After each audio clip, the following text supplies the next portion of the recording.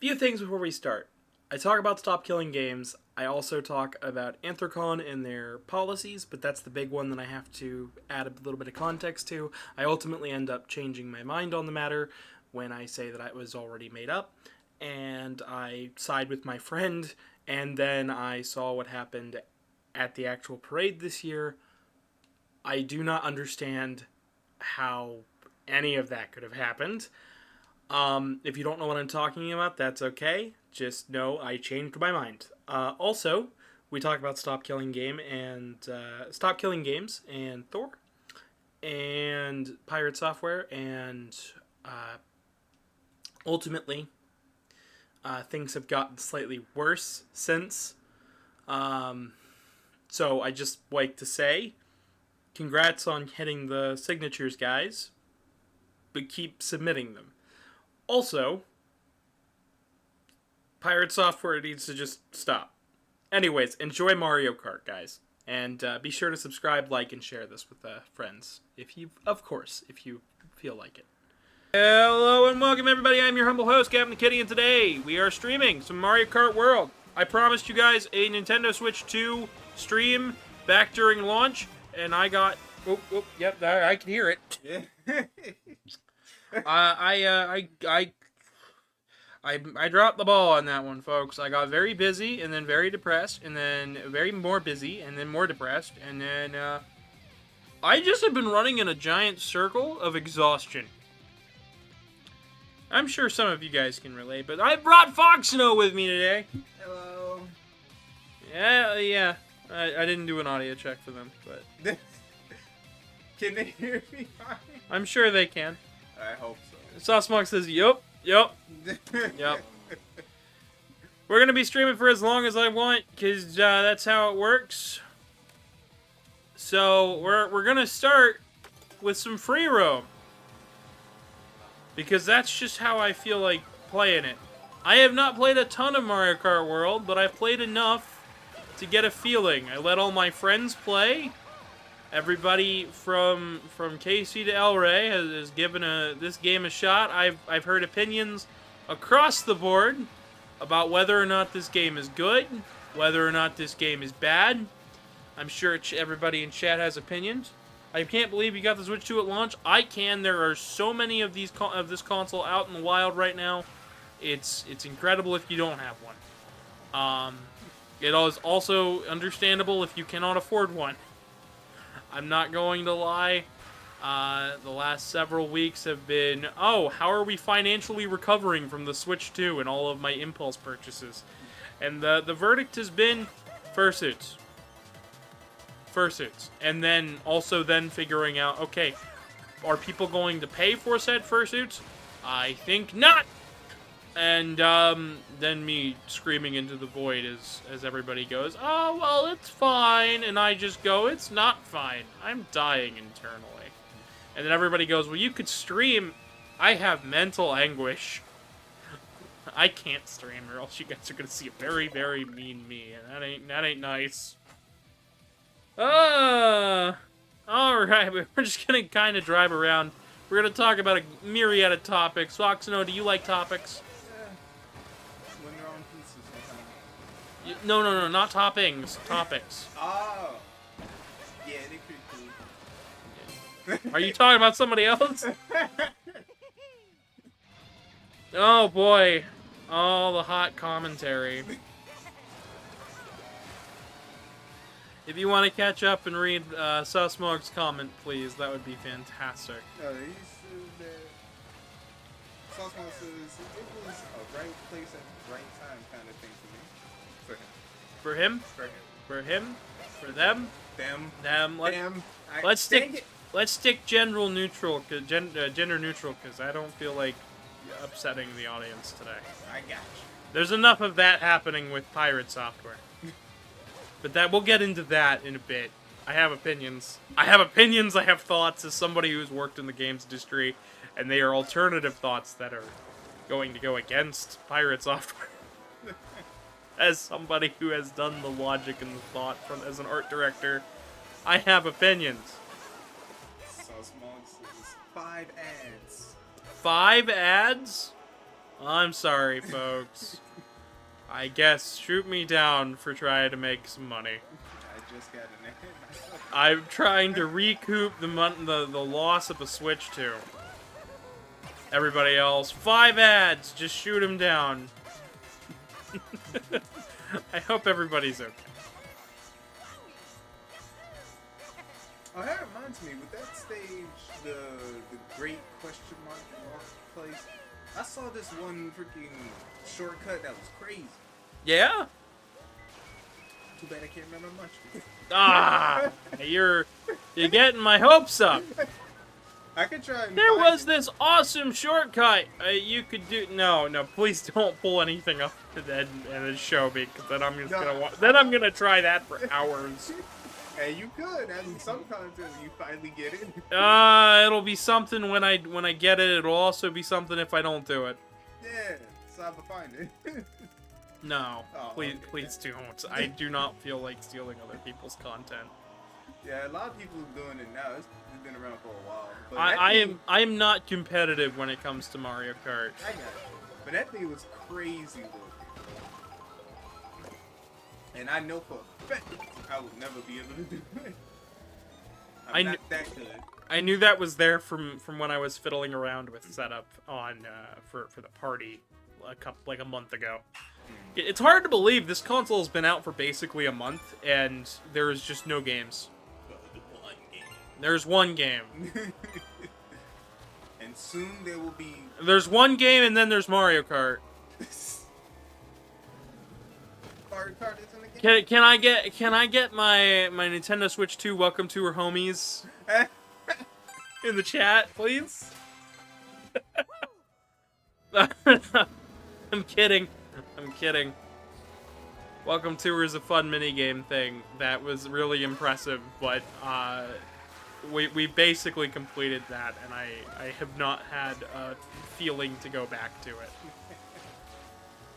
Is that the skip? No. There was a lot of wall riding and almost falling off the stage wall riding. It was crazy. Ah, I missed that.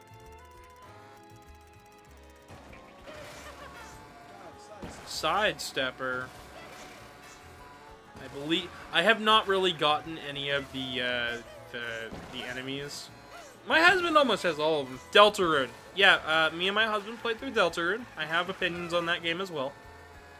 I'm letting people come in first. I wanna give it some time before we get to some topics and whatnot. I know that a lot of you guys are nipping at the bud. What do you think of Deltarune? What do you think of Rousey? What about the TV guy? Oh. And the Splat. Don't forget about the Splat. Alright, Splatoon. What about the Splatoon game? What about the new Splatoon title? We know that we come here for the Splatoon content, Gavin. We come for the Splatoon. Don't take that out of context. Don't clip it. No. I didn't say it. Didn't happen. So you said we come for the Splat. They come for the Splatoon. They cut it off wrong. They don't come for the Splatoon, they come for the Splat. The Blob, the video game, part 6. Oh, that's a game. Karmic is dropping in a taco. I need a taco. Yeah, it is a taco. That is my taco sticker. This is the best Furry tour for just costing money. Honestly, I can't hate Welcome Tour.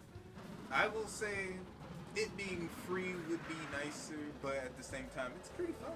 Like, it's fun. It's The main important thing for a game is fun, and that's what it has. That's just it. I'm not even upset that it costs money. I'm upset that not as many people will get to play it. Because it costs money.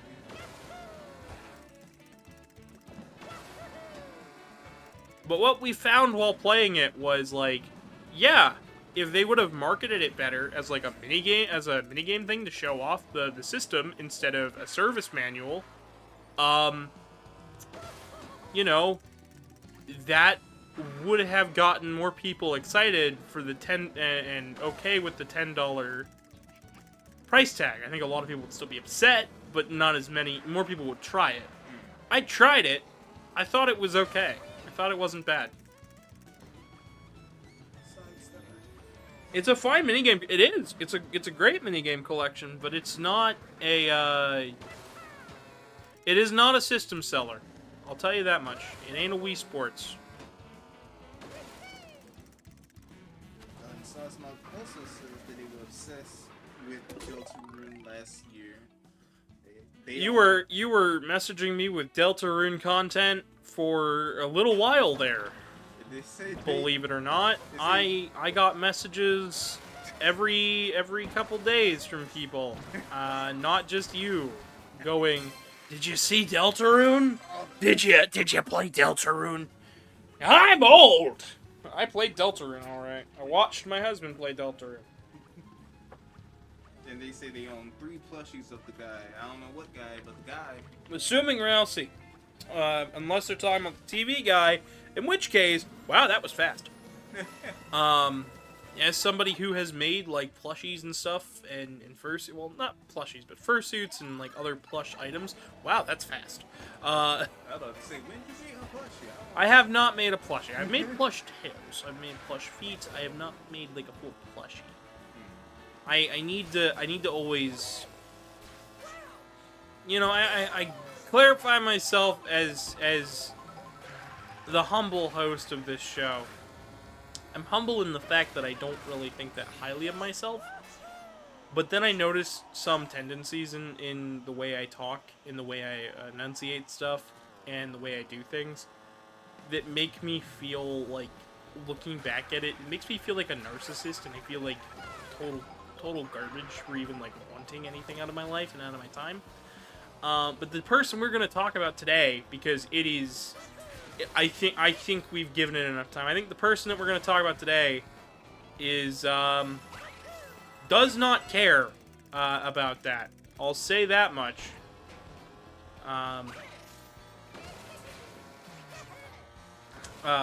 Speaking of PirateSoftware, better known as Thor, or this guy works at Blizzard. Or that guy on YouTube that explains certain topics and used to work for Blizzard. Yeah, it's time to... I know a lot of people are tired of hearing about it. We need to talk about Stop Killing Games. I just do. I need to talk about it because to me it is very important and integral to something that I care deeply about, which is... I really do honestly care about the preservation of games. What'd he do? I thought he was neat.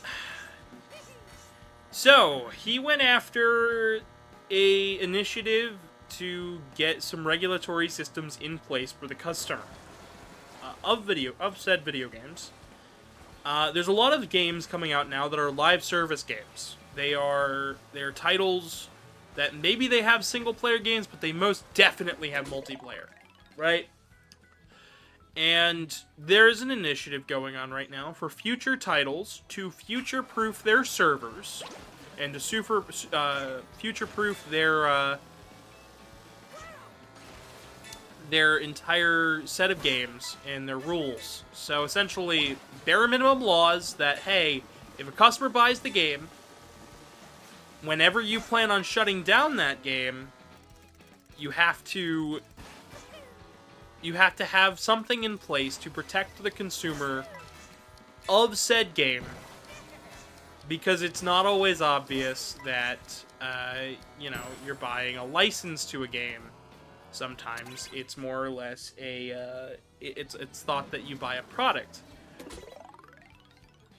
So a game got shut down called The Crew, and it had single-player content, and a lot of people were enjoying that single-player content. It turned out that single-player content needed to be connected to a server to even access it, so when they shut down the servers, people just lost access to their game, The Crew, and they were able to buy that game months in advance.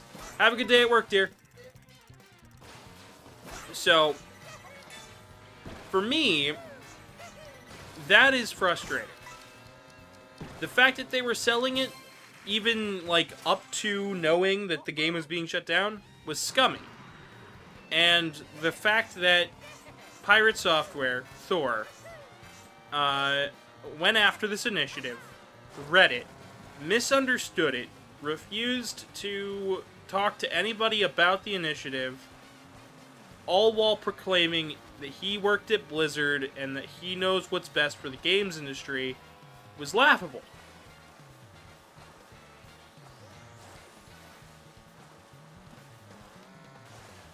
Sauce Monk says, I'm not buying game key cards. This isn't about game key cards. It's about games not being supported after After their shutdown date. Yeah. Has nothing to do with that. If they shut down Fortnite, and let's say this, Foxono, you buy a copy of Fortnite, right? What would you, and you spent the $40 or so or whatever it is to buy Fortnite, and you bought hundreds of dollars worth of skins over a course of like 6 or 7 years, and then they all of a sudden one day say, okay, we're shutting Fortnite down, and you're not getting refunds, and you're not going to be able to use that stuff, and we're going to make Fortnite 2.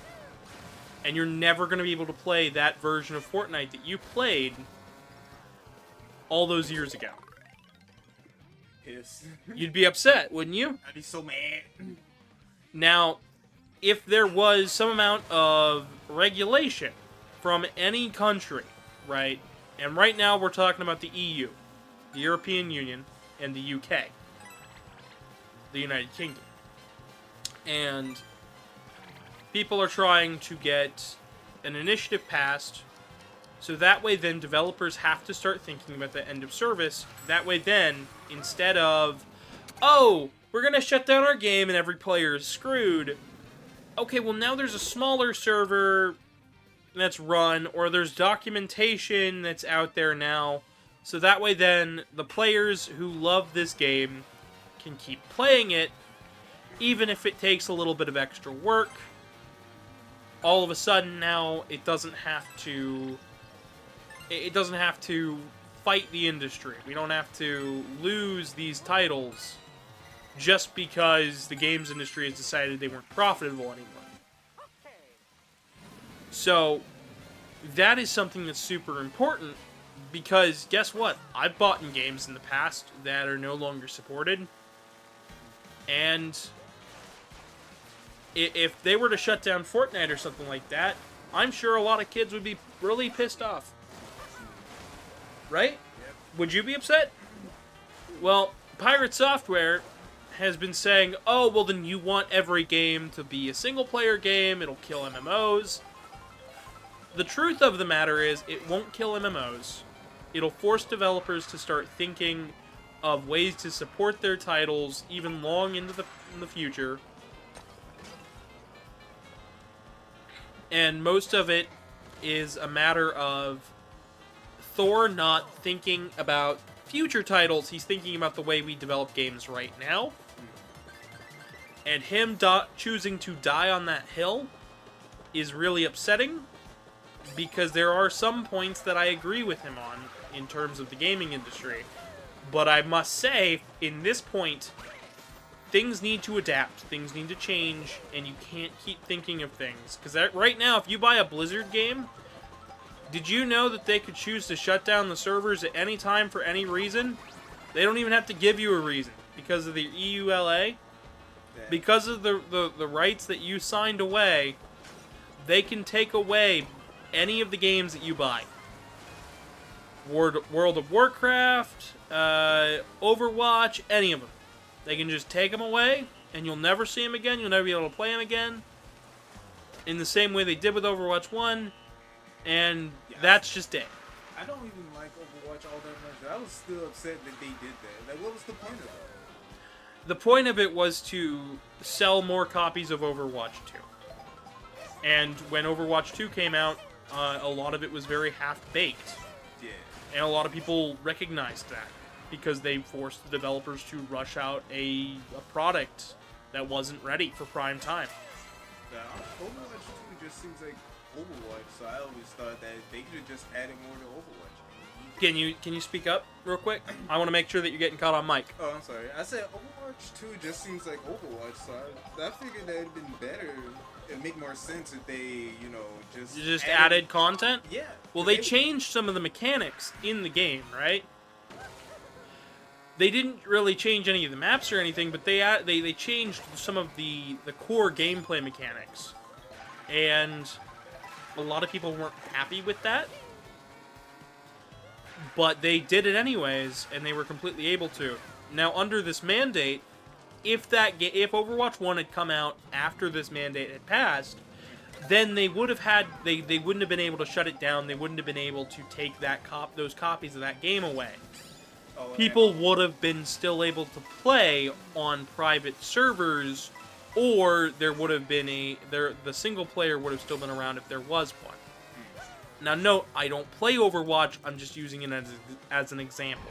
Yeah, I played it for a bit. So I don't know if there was a single player or anything. I know there was story content, but I'm not gonna say that I know everything on the matter of that. But I will say Thor's placement of dying on the hill that is no live all live services must die at some point is silly. And I think that thought process is what has led it to that thought process of make more money, destroy whatever comes in your wake, screw the consumer it's what's leading to a lot of games just being lost to time. It's what's leading to a lot of games no longer being playable. I mean, heck, we went several decades with like a lot of games just no longer being playable until we got things like Virtual Console for the Wii and Switch Online. Is it a perfect system? No, but it's a system and it at least helps. So, no, this has nothing to do with Game Key Card Sauce Mog. It has everything to do with the point of live service titles being shut down.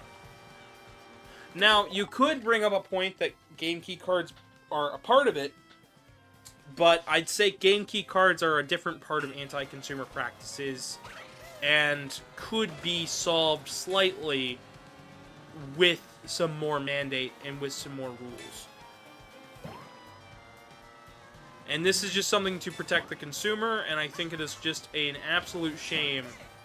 So I want to advise my viewers, if you live in the UK, if you want to support games being around for years to come and still be enjoyed, then sign the petition for Stop Killing Games.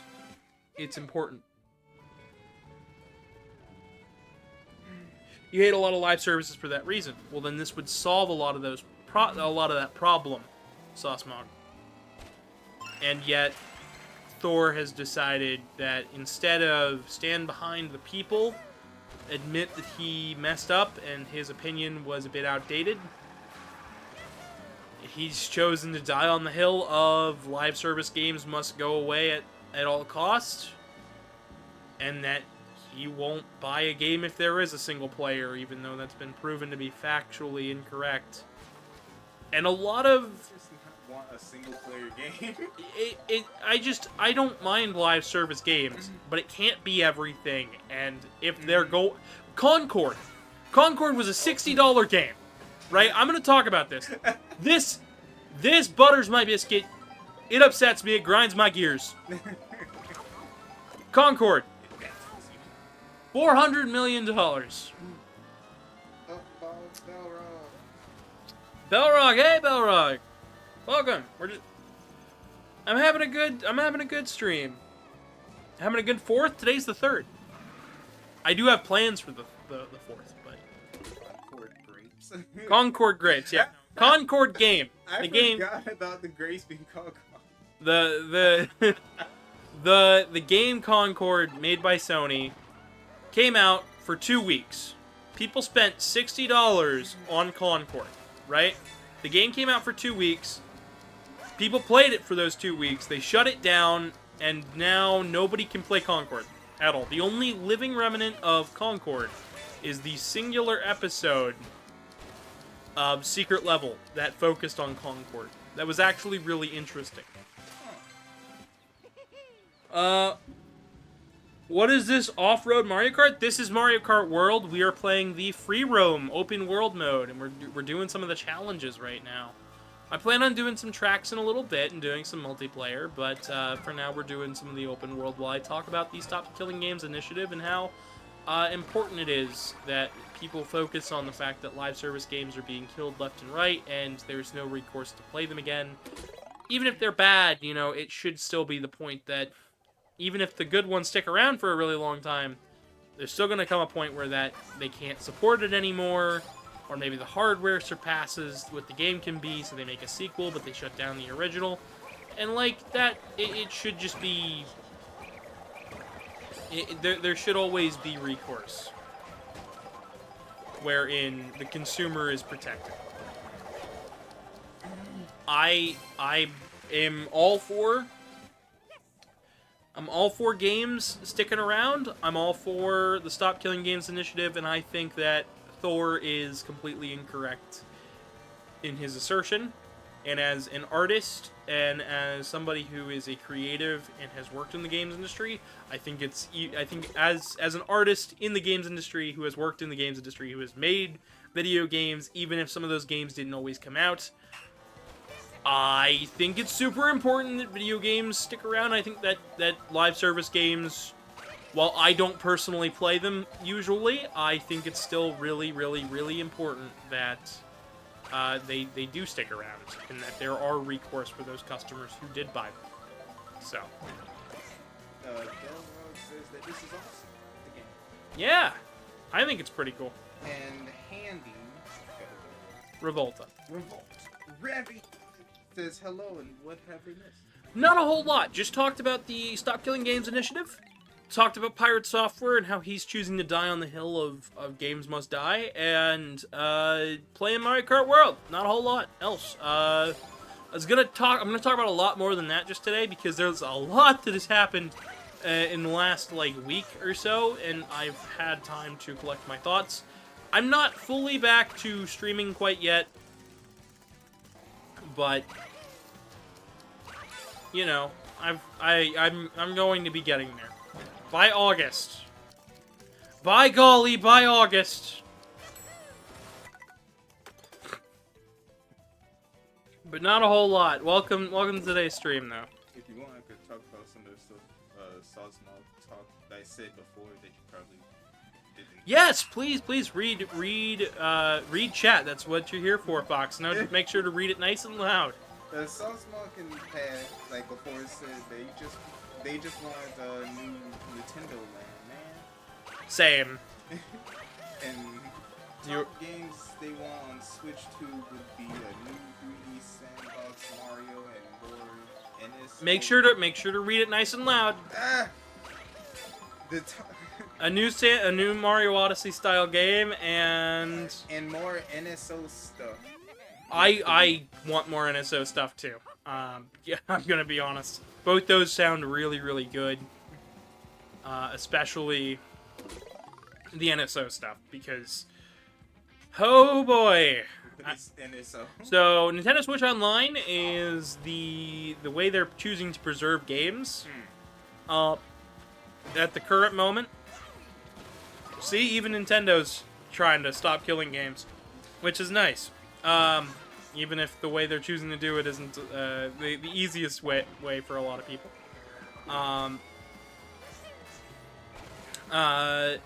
But anyways, they recently, yesterday, Mario Strikers came out on NSO.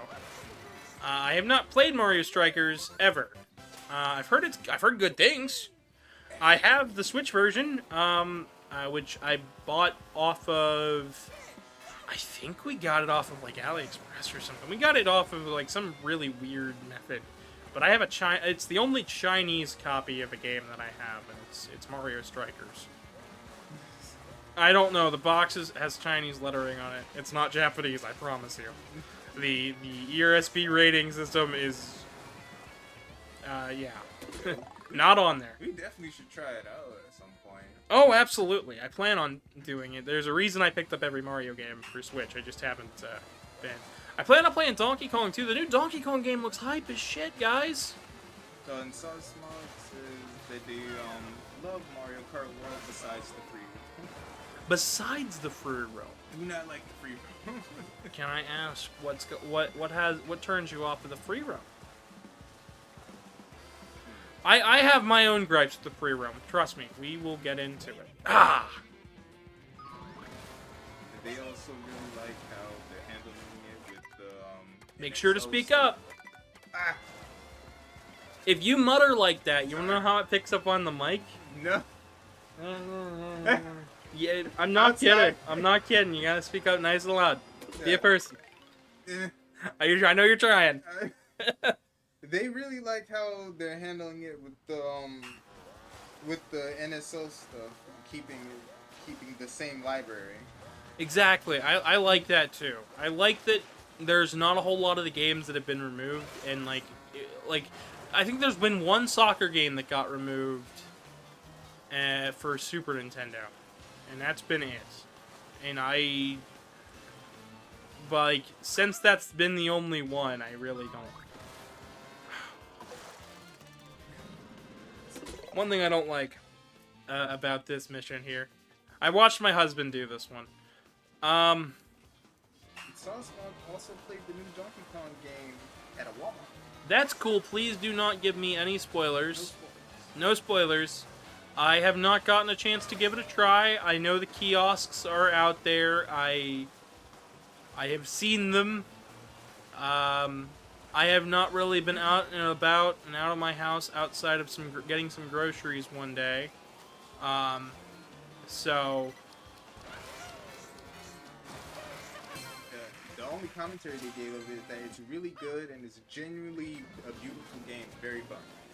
that is good to hear. I know a lot of people are. Me especially, I was worried that the game might not be to my taste, but then I saw the Sticker Brush Symphony special stage, and I realized something pretty right off the bat. It is absolutely the game for me, and I need to play it because I like Donkey Kong way too much. I have played a lot of Donkey Kong.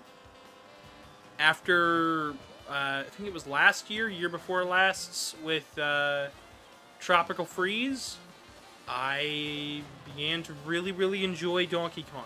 Yeah, I only ever really played that first ever Donkey Kong game on the arcade and also Donkey Kong Country. Country? Yeah. Country's pretty good. Yeah. This I haven't played. The only Donkey Kong game I have not played is 64. I got it. I've played pretty much everything else, but I haven't played any. I haven't played 64. 64 is the one where they had that Donkey Kong rap, right? Yes. I've heard that rap so many times that I've never played the game. That's the way most people have. It's also the only other 3D Donkey Kong game, which is what makes this new game really special. Oh, and the only spoiler that Sauce Mod had for the Donkey Kong game, he said Donkey Kong is in it. I heard Diddy Kong's in it. That has made my day, because there is a video out there that has made me laugh to no end. I'll let you find it. It's out there. Anyways. I also saw the Dixie Kong... Oh! An IRL word got banned.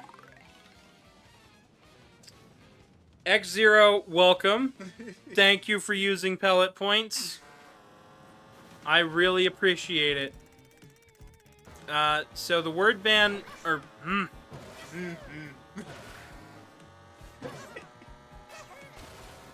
ban word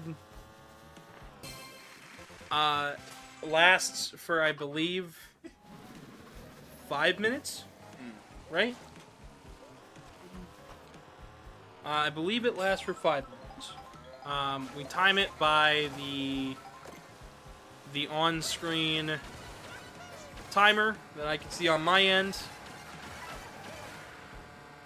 Or, I'm trying my best. Please call me out when I inevitably mess up. The X0 also says. Good.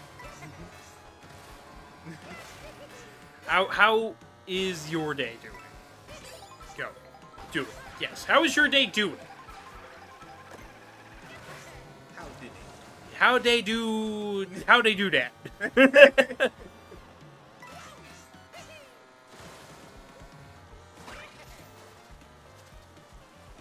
Sauce Monk says you gotta get a new aberration of the pellet points.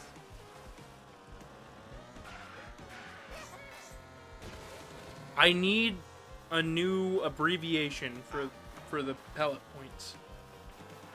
For the yeah, Call it the people. no, The people. no, The pellet. it's pellet point.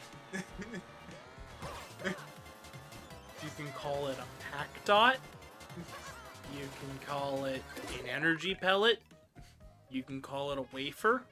You can call it a cookie. I like pack guys. I like that. But it is a pellet point. It is legally distinct from Namco's Pac-Man.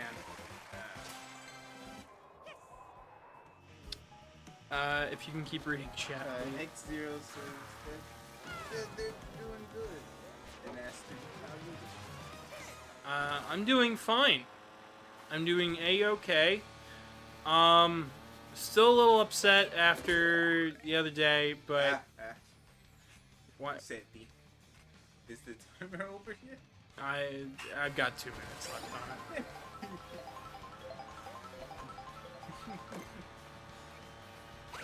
But yeah, no, I'm okay. Yesterday was a little bit. The other day was a little bit rough for me.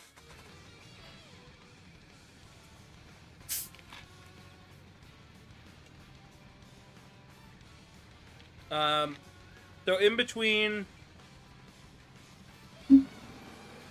last time and this time, I managed to get a new phone. Me and my husband switched phone plans, and with that, I got a new phone. Well, I had certain people blocked. When I changed providers, it took all of my blocks that I had in place for my mental health off. So I had to go through and reblock some people, and I didn't realize it until it was too late, and they had messaged me. And it's not really a good sign. I kinda went no contact with one of my family members for my own mental sanity, and they sent me a message that hurt just a bit. They compared my art to that of an ill 6-year-old at a hospital.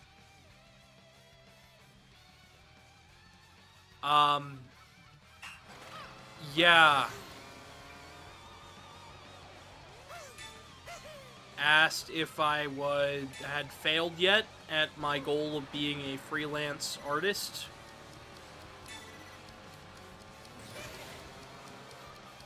And had also asked if I had went and found a new job.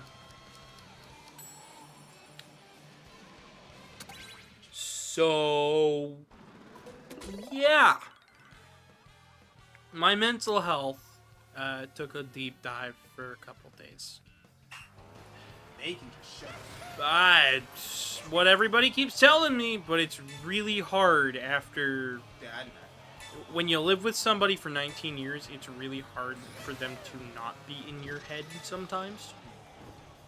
And when I get messages from my mother, it literally rips up my soul inside a little bit. And it just hurts enough for me to, like, care. And I can't not care because that's just the way I'm wired. When somebody tells me something, if it's something I care enough about, it will stick with me. Like, it just straight up will stick with me. And there is no other way for me to put it. It'll just stick with me, and that's just the way that's what I will be thinking about for like a month. And the best way I know to not have that problem is just to do my very best to block out any of the bad thoughts. Hello to whoever has joined. Someone has joined, but I can't hear them. There was something. Hello? Hi, Artie. How you doing? Hello? I'm alright. I joined and I'm like, I don't hear any noise. Hello? Well, now I'm hearing noise. Yay. Chat, how is Artie coming through?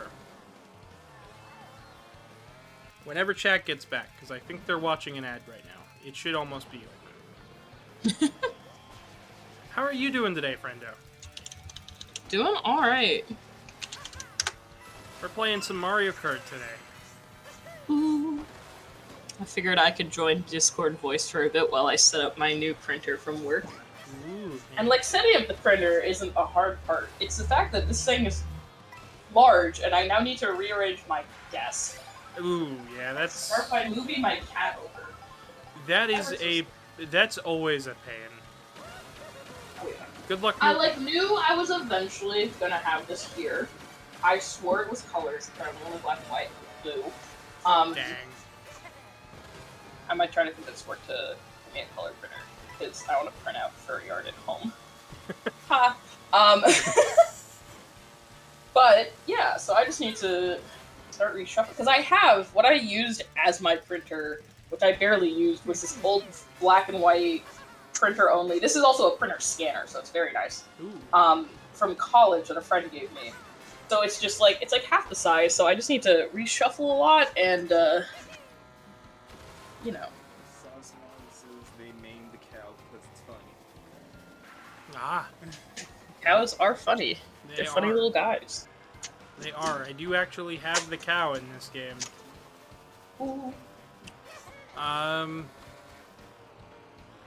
Words.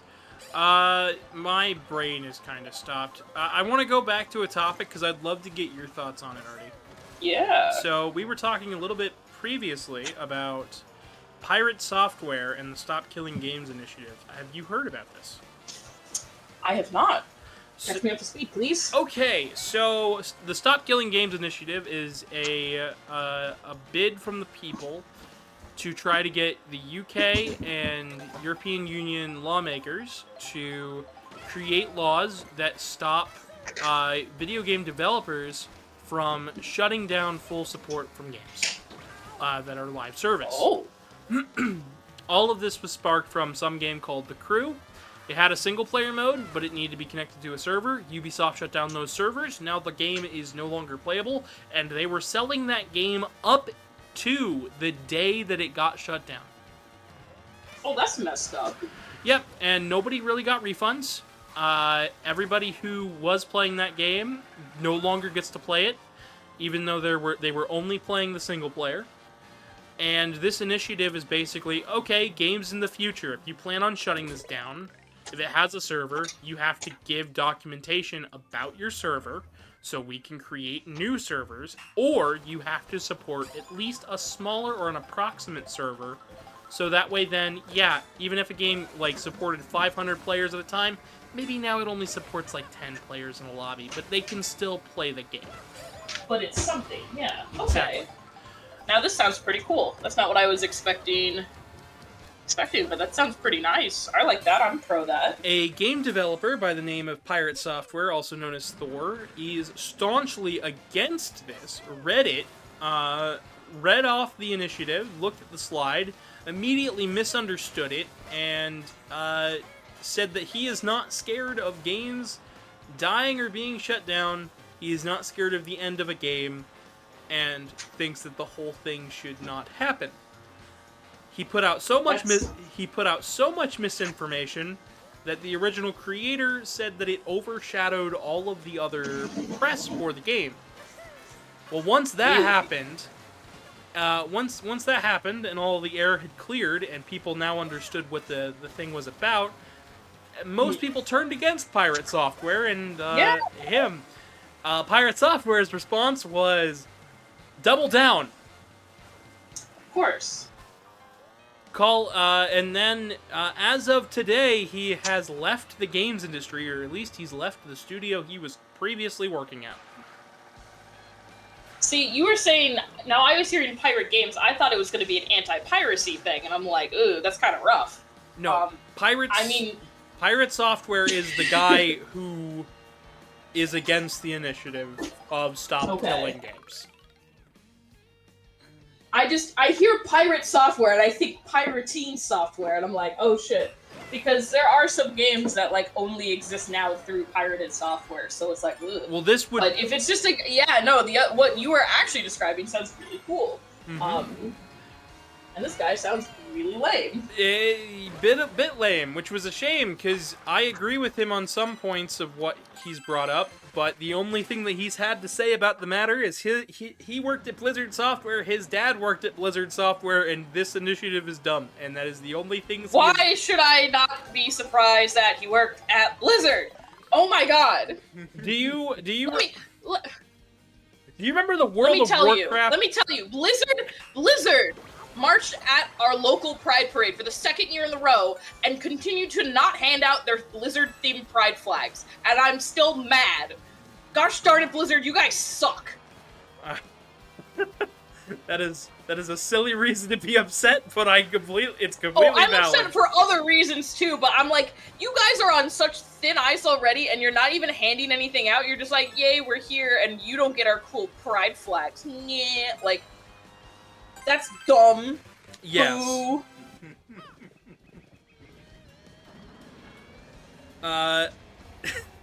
Well, do you know so his dad never spoke about the initiative, but his dad is actually incredibly famous. Really? Outside of the games industry, do you know the World of Warcraft, the fat guy at the computer desk meme? Yeah, That's his dad. Yeah. That's his dad. Really? Yeah. What? Yeah, apparently some people are claiming, and this is just a rumor, that the only reason he got to work at Blizzard in the first place was nepotism. I mean, checks out. As soon as you said Dad worked at Blizzard, that sounded very got son a job here. He only worked on server-side stuff. He didn't work on game development stuff, and it was mostly cybersecurity from what I've heard. He only started out as a games tester in the first place.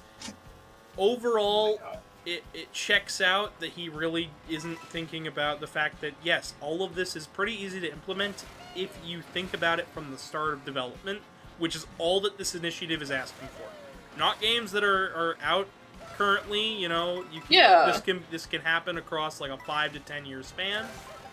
You can get clarification on this stuff later, and it would really help a lot of the games industry in preserving their games in the future, so there wouldn't have to be as much, you know, oh, we don't know how we programmed these servers years ago, and now we have to spend the next 5 years reverse engineering.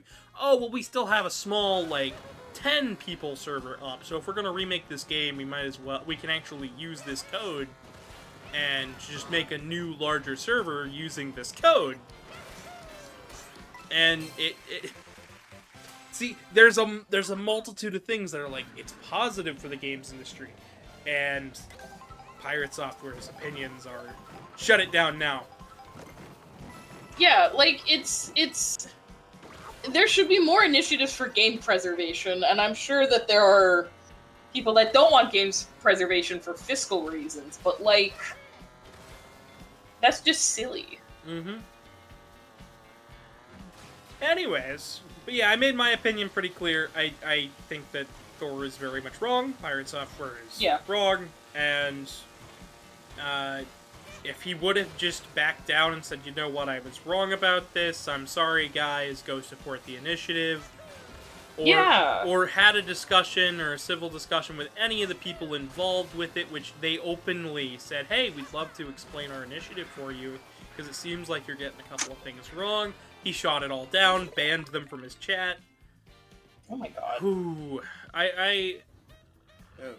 yeah, there's a couple, and people have talked about how he's pretty toxic in terms of his relationship with gamers as a whole. Sounds like that. And I'm just like, yeah, that's not surprising. Me and my husband agreed that, like, a lot of what he used to talk about was really important for the games industry. But but his takes now are just, garbage. Not worth spending time on. And I figured today was a good day to start talking about it, especially because, it's recent news, especially because there's a lot of recent news happening right now. Yeah. I don't know if you heard about, because speaking of Blizzard, I don't know if you heard about what's happening at Xbox.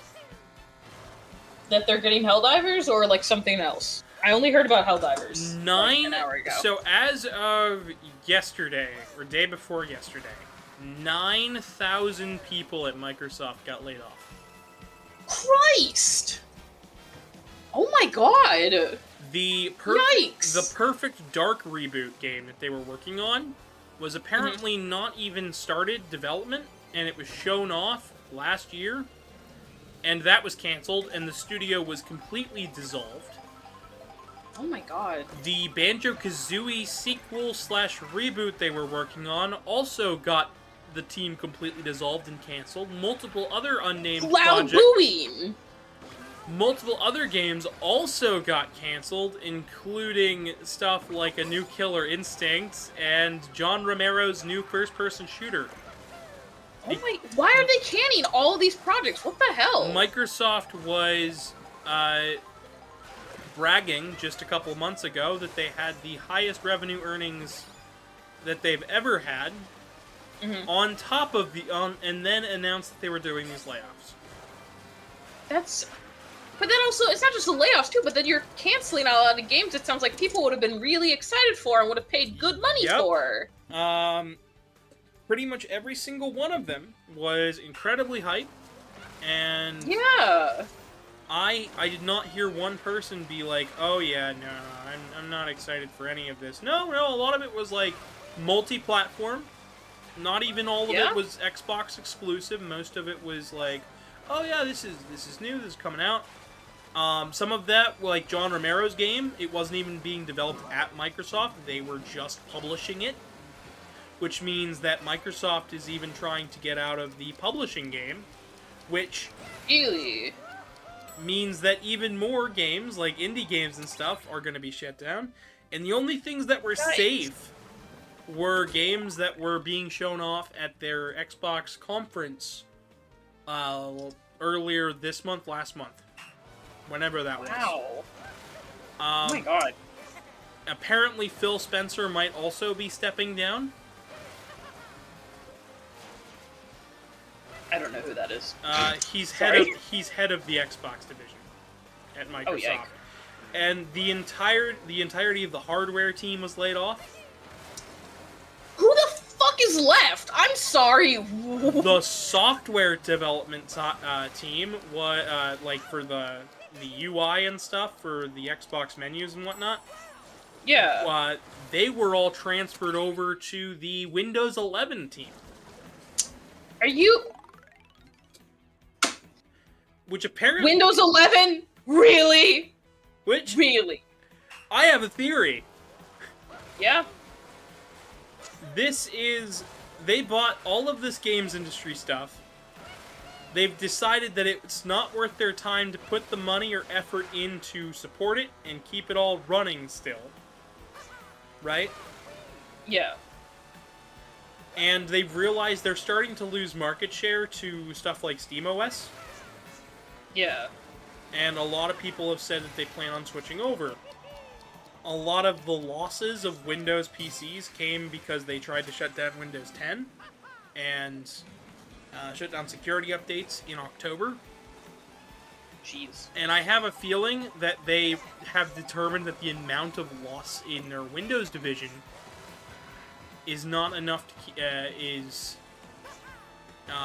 is more than the Xbox division would have, so they'd rather move people over from the Xbox team to try to save their bread and butter Windows 11 stuff. But then them also getting rid of like the Xbox team and stuff, and then doing the MetaQuest headset with an Xbox controller.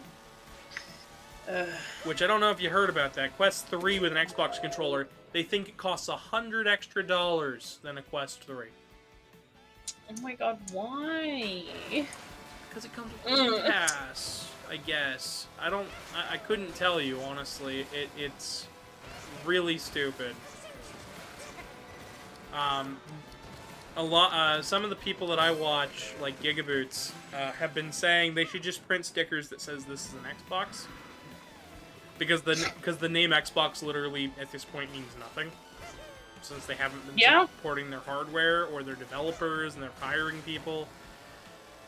It looks like just absurd. Well, the amount of people that they fired, right? 9,000. Mm-hmm. With the amount that came from their Xbox divisions and across the board, that is like firing.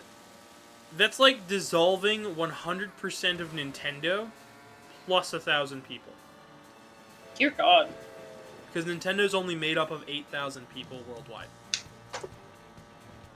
Wow. Did not know that, but like, damn. Yeah.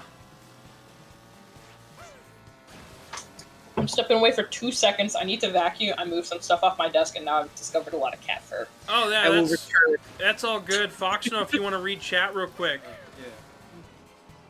The Soulsmog said quite a bit. Yes, please, catch us up. Tell me what they said, because I like hearing what chat thinks. They said you wouldn't download a YouTube video. I don't know. You can download my YouTube videos all day. I don't mind. You can do it. And then they also said, I have other things, but we can't say it because PG-13. And they said, I know where this is going. We just talked about the Xbox. Yeah, I've been really outspoken about this, honestly. And they also said, hey, Gavin, want to play online multiplayer. Yeah, online. I would be down. My friend Artie also has a Switch too. We need to. I need to get her for Switch 2 multiplayer stuff. We said we were gonna do it, and that's been like a month or so ago. That's the problem with being an adult. Sometimes life just is like, yeah, you can't play Switch 2. But yeah, I'm down for multiplayer here in a second. If we do multiplayer, though, we're gonna do multiplayer races. Anybody in chat can join. And you guys can be prepared to watch me just absolutely eat dirt. And we'll reiterate this in just a moment. Foxono, if you want to say that I said yes, that's cool too. In chat. I am...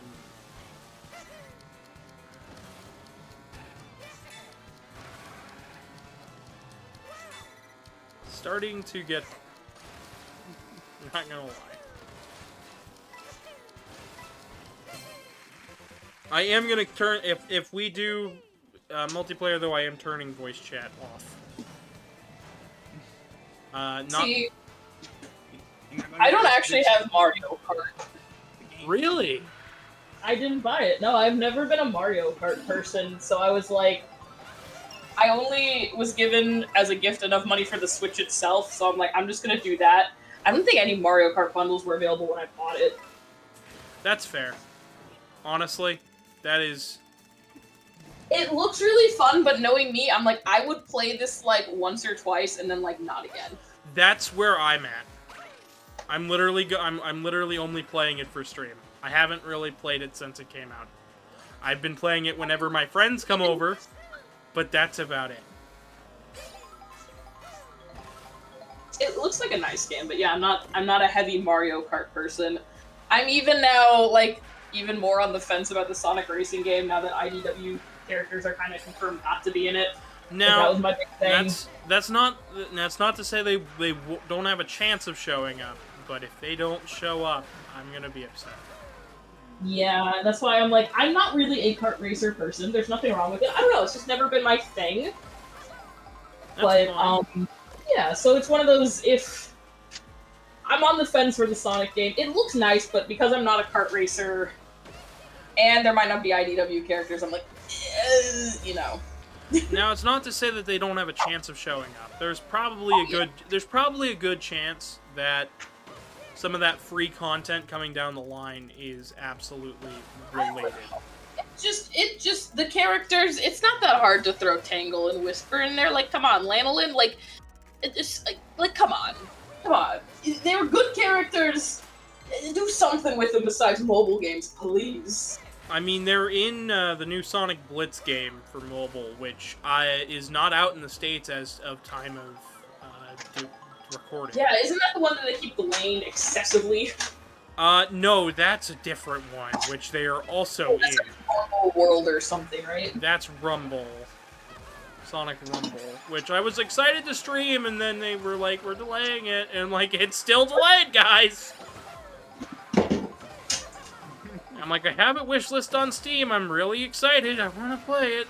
Blitz is a card game that I also wanted to play, but not for stream, I just wanted to play it because it looked fun. Yeah. Saucemark says they love Surge. Yeah, that too. I feel like Surge, like, I like talking with people about who they think would voice each character from, like, the comics and stuff.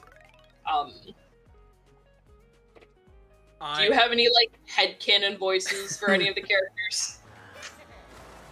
I do. I do for one in particular. Yeah. So, I'm sure you know of... the name is now escaping me because I'm trying to What play... animal are they? Platypus! Oh, Starline. Starline, Yeah. Dr. Starline. Mhm. Canon voice, he's gotta sound something like, well, you see, Dr. Robotnik, I just can't possibly. No. You can't touch the warp topaz. You're not allowed. It's something very uppity. I don't know if British, but uppity. Not British, but like he's leaning that direction, and he's just like ready to snap at any fucking moment. Have to curse. Absolutely. Have to add the emphasis. It's he has to have that spike. Yes. I also... the octopus character. Oh, the Mimic. If he I forget if they have a name besides Mimic. I think Mimic is their name. Probably. But I honestly think that they sound like a Yakuza member. They sound like one of the people from the Yakuza games. I don't care which one. I just guarantee you, they gotta sound like Kiryu or something. I feel like something kind of gruff and kind of intimidating, a little deep to it. Mm-hmm. Now I know this isn't IDW, but the Archie Sonic comic characters Yes. always felt like they could be voiced at any minute. Yeah. In particular, one that I always wanted to hear the voice of, any of the characters from the Silver storyline, where they were in the future, I always wanted to hear any of them. I couldn't have imagined any voices. Yeah. And I also really wanted to hear... I'd love to hear what the modern version of Amy, or of Sally Acorn sounded like. Ooh, yeah. Saucemark says that they have a headcanon voice for a lot of characters, but Surge in their head sounds like an aggressive punk star. Yeah. Yeah. And also they need Sally. Well, I mean, Sally's in that new mobile game, so, like, there is a chance. There is always a chance. So you're telling me there's a chance? Yes. We're gonna change into Yoshi here. As you can see, I haven't unlocked everything. That was mostly because I erased my save data after the party. Because I wanted to get to experience this game on my own to get my opinion. And my opinion of this game is something. But for now, what character do you think? Do you have voices for? Party? I don't know. I've kind of. If anyone's seen the Owl House, my brother and I are like Tangled Would Sound Like Lose. 100%, very cute and quirky. Surge, I kind of hear a bit of like Amethyst from Steven Universe. I could hear it. I don't know if I got anyone else who's got I feel like Belle would just be something like cute and silly. Like, oh, jeez. I feel like there'd be more malice in her voice, but the only time that I've ever seen her is leering at the other characters. Oh, so you haven't. Belle turns around. Okay. Or are you talking about Surge? No, Belle. I know who I'm talking about. Belle turns around. I'm like talking really about fast. the sheep. Oh no, you're thinking of Landolin. Belle isn't Belle the Belle's puppet the one? sorry, Belle's the Belle's the puppet. I like the puppet. I like her. Oh, Landolin would just sound like she's tired of everybody's shit. Ah. That's what I expect from Landolin. Honestly, most of the characters in IDW, I feel like would just be tired of a lot of the other characters. Yeah, fair. There's just enough annoyance, I feel, with everything that's happened to all of these characters between the metal virus and everything. Yeah. I love the fact that that stuff is canon. It drives me nuts Yeah. that they haven't been doing anything with it, though. It's like, it's canon. Yeah! Right. Come on. Bring these characters in. It's not that hard, guys. Especially when they know that there's a, like, because I was just talking with my brother also, because we're like, where the hell's the IDW crew? Is that it's like they keep bringing the Deadly Six into, like, so many random things, which, like, cool, sure. But, like, that's the only people you're bringing in from other projects are the Deadly Six again. The Deadly Really? Six, the Deadly Six isn't from any other projects. They're from a game. That's what I mean. Is like they're not calling back like other characters from other games. It's just the Deadly Six again. Well, I mean, Silver and Blaze both have their respective introductions with Sonic Rush and Sonic 06, and they brought back the Babylon Rogues, who are from Sonic Riders. That was gonna be outrageous if they had a racing game without them at this. Well, point they in have. time. Well, I mean, they have. I know. But I'm saying at this point in time, I feel like they've fallen a little back into favor with people. It feels like. Well, they never left favor. People love the Babylon Rogues. The problem is that Sega doesn't ever seem keen to do anything with them, and it drives a lot of the fan base up the wall. Me included. Yeah. I honestly think that on top of that,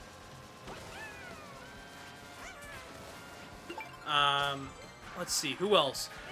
You know what I'm really kind of frustrated about? They made such a big deal out of bringing back Fang, Bark, and Bean over the last several games, right? Yeah.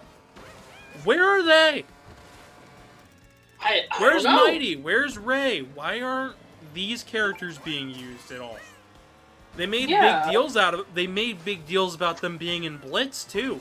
So why aren't they in the new racing game? Fang is like Fang already has a cart ready to go. Yeah. It feels like, a racing game is such an easy way to introduce characters, bring them back and stuff. So it's like, what are you doing? And I have to talk about the DLC. Yeah. What in the world are they doing? Is the DLC the Nick characters or the Yes. Sega characters? Or both? The Sega characters are free. Okay. The Sega characters are the other Sega characters are free. They're not. They're being counted separately. Okay. But what in the and that's how I think they're gonna do the Tangle and Whisper and stuff. They'll count them as extended Sega characters. I would hope. But like I don't mind the other Sega characters. In Yeah. fact, because to me it's like, oh, yeah, of course. It's you haven't had a Sega All-Stars game in years. Mm-hmm. And everybody loved All-Stars Racing Transformers. Okay. But my thought is, what is the Nick cast doing here? Yes, I'm confused about that. I think the Minecraft thing was weird and funny, but like it's odd. You know what? I'll give Minecraft because Minecraft has had 4 separate collaborations with Sonic. Really? Yes, there is the Minecraft texture pack, the Minecraft world. Okay. There is the so the world itself has like the physics and stuff. There's the add-on that they created that adds the physics to the main game. And then there's the texture pack. So, a world with its own physics and its own gameplay stuff like they did with the Megaman.exe one that they did too. The texture pack, which can be applied to any of them. The physics in the main game itself. And between like all of that, you know, that's cool. I'll excuse Steve being there. Whatever. He can be like the Sega All-Stars team. That's okay. He's a video game character. 2, he's popular. That's what I was gonna say. He's from a game, so it's like, okay, a fellow game person, sure. Now SpongeBob and all them, I think I know what's happening here, and I don't like it. Do you think it's because like Knuckles' show and stuff premiered on Nickelodeon that they're trying to like cross-collaborate Knuckles with them? didn't premiere on Nickelodeon. I thought it also. Nope, Knuckles premiered. No, it's on Paramount. It was on Paramount, which has Nickelodeon stuff. Paramount owns owns Nickelodeon. Okay. So and Sonic got nominated for the Kids' Choice Award, and I think it won. Oh. But I think they, in order to keep relevancy, because right now the only 2 things keeping Nickelodeon alive is the Sonic movies and SpongeBob. And I don't think anyone can argue with that. That is just the truth. Yeah. No, I don't think you're far from the truth, my friend. So I think that the part of their contractual obligation for Paramount to make these movies and to keep their relationship healthy was to add in Nickelodeon characters to the game, and especially ones that they plan on using over the next several years, which I don't know, it feels bad. Yeah, it's like one of these things is not like the other kind of energy. I mean, Avatar, really? Great show, but I don't know why they're pulling that into because Sonic Racing. I mean, I get it. There's a new series coming out, and they keep shoehorning in these live-action movies. But, like, I don't know a single soul who's excited for any of it.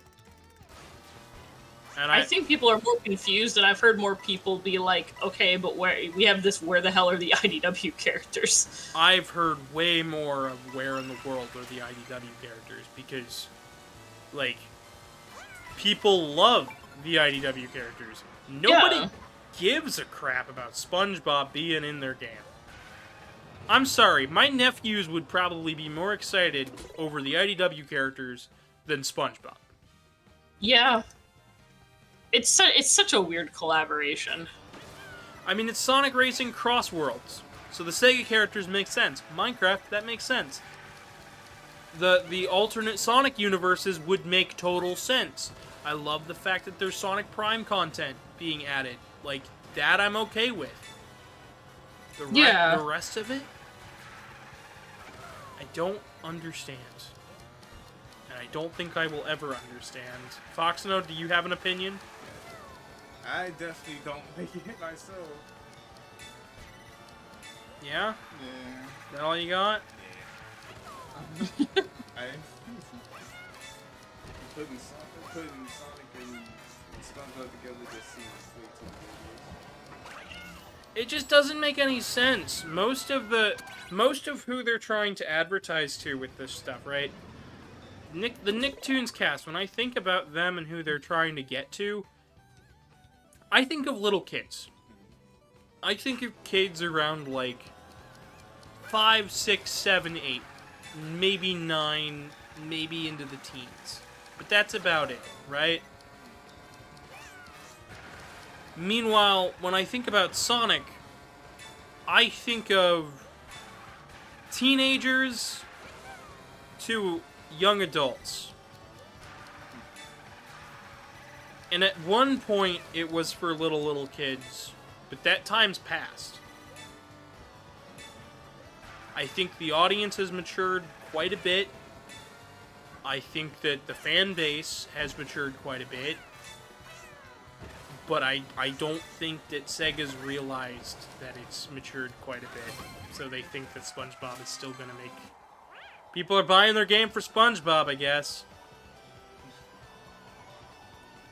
Yeah. I will have to step away again. I have been requested to make my husband a protein shake, because he has a half day of work, because tomorrow's a holiday, but... Yeah, Truman's got the day off, so I get it. Hell yeah. Alright, BRB. Alright, this, chat, this is gonna be the last mission we do for a little while. And then we are going to hop on the online and play some races. Much stuff has happened ever since you last streamed. Much stuff, yes. We talked about quite a lot of it, and make sure to speak up, Fox, so I can read. So I can hear it. Because I was even struggling to hear that one. What? Should I say it again? Yes, please, read it and read chat. Just keep going. They say much stuff has happened ever since you last streamed. Also, you said Feb, that's Revolta. Damn! I got... You know what? I'm just gonna... Feb shows up as Feb. Shoot. I'm just gonna say the name on the thing, because I keep forgetting. forgetting. That would be probably preferable. Yeah, I keep forgetting. I want to make sure everybody's represented well. Alright. Alright, we're gonna stop taking photos. I think it is time to quit the free roam. We've done free roam for an hour and a half, hour 20. We got some coins, we got some vehicles. We're gonna do some online play. Do you like online play? I have never done it before. I have never either. I mean, I've never done online play on anything. Let's do this. Create room? If I create a room, does this let the chat join? It definitely seems I like hope it. so. I hope so. Because it just pulled up friends list. It did not pull up anything. It really did not pull up anything. Give me a moment, chat.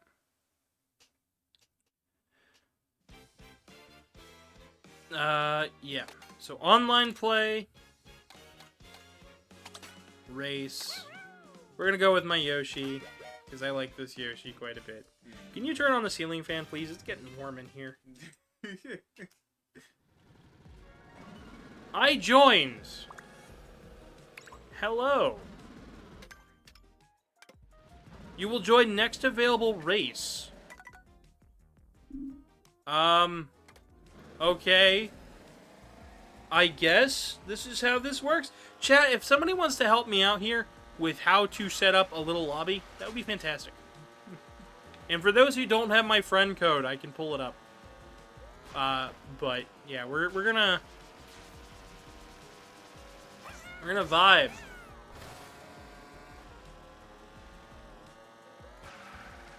We're just gonna vibe with it. You like vibing, Foxono? Yeah. On that list of, I gave you a little list of stuff, talking points and stuff. Was there anything I hadn't covered yet? Because there's been a lot. It's in the Discord general. Yes, chat, for those who don't know, I have a Discord. It's on the channel page. You can check it out. I'm not always in there, but, you know, it's not hard to get a hold of me from there. You're constantly melting into your chair every day? Same. You didn't do Anthrocon? Oh, yeah, that's something we could talk about. So Anthrocon's this weekend, guys. I don't know how many of you guys are, like, going to Anthrocon, at Anthrocon this weekend, or watching me from Anthrocon, but I like Anthrocon. A lot of my friends go.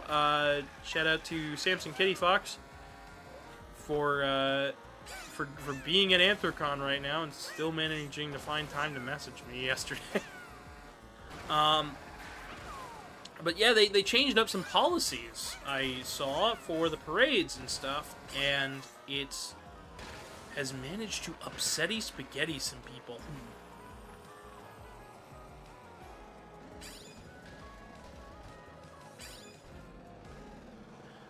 So the main thing that it did was they changed who could be in the parade.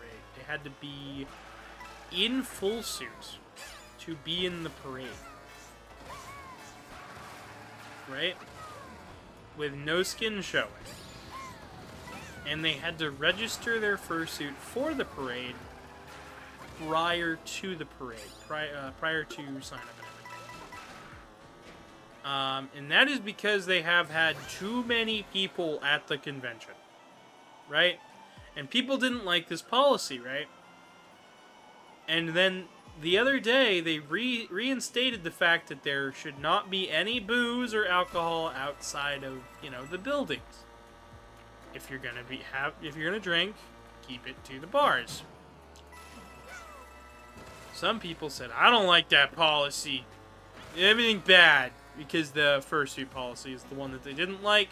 So reasonable and understandable policies now sound like complete gibberish to them. The hand asked, wasn't there an issue with poodling?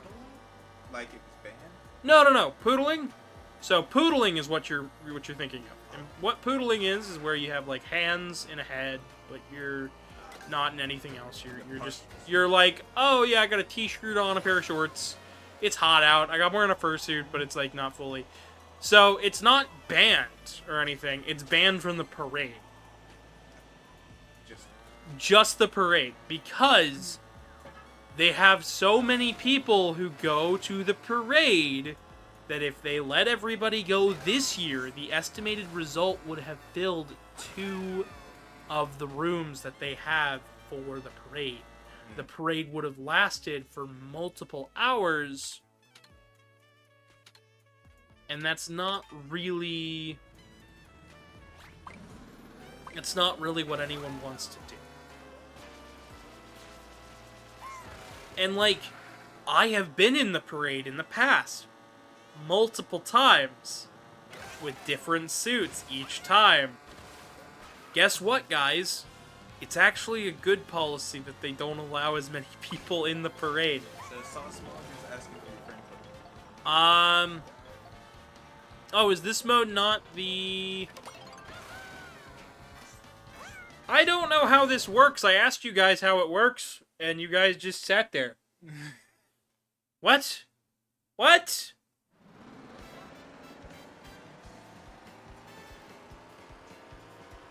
Thank you guys. Give me a moment and I'll get the friend code. Boy.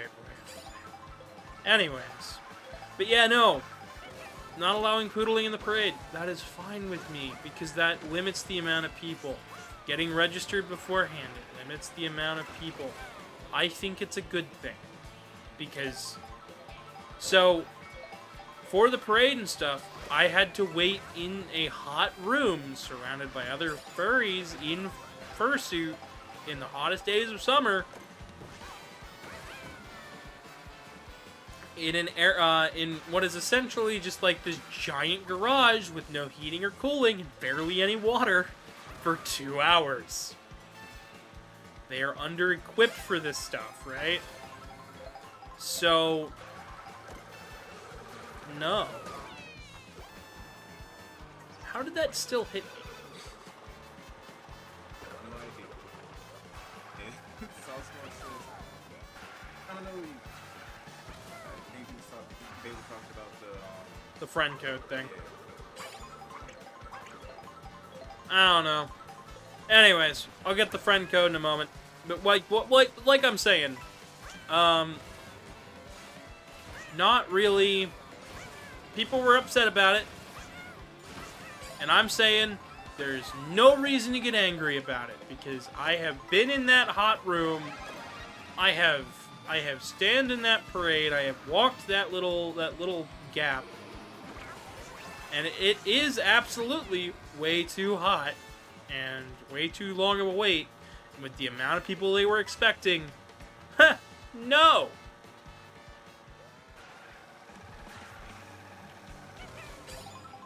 And to say any different is silly to me.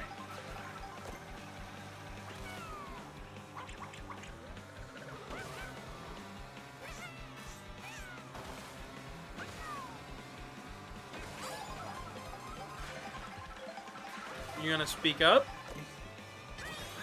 I just said the Yoshi's Barney color. I mean, it's purple. Honestly, I don't even think Barney's relevant anymore. I don't think there's enough kids that know what Barney is for there to be any dislike or disdain. There used to be a ton of disdain over that character. I have no idea if that's still the case. I am in dead last.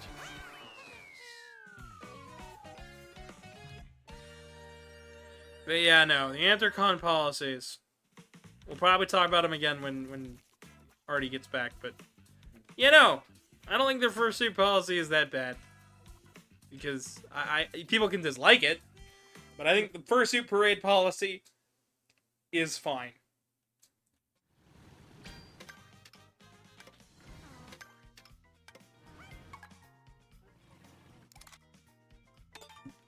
I just want to quit. I don't want to race with these random people. Okay. We got some stuff. Friend codes. My friend code is SW9993-0625-1791. There you go. It's in the chat. You guys can now add me if you want. Add me on your Switches. Add me on your Switch 2s. Well, when I do multiplayer like today, we can play together. That's the way this is gonna work. Also gonna check some things.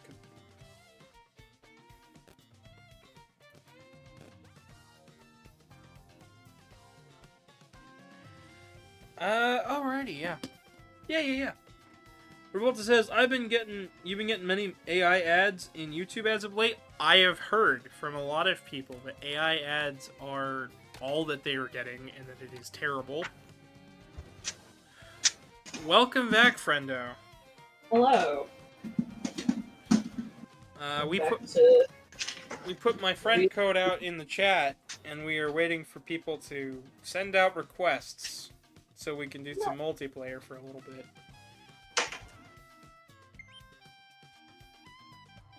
We got a friend request. Oh boy.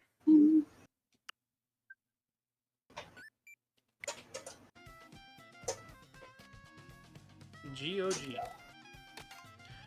golf. Foxono, would you like to join? Yeah. Yeah, let me join in this. Take the GameCube pad and that way then we can get at least a couple more people in. But yeah, I was just talking about Oh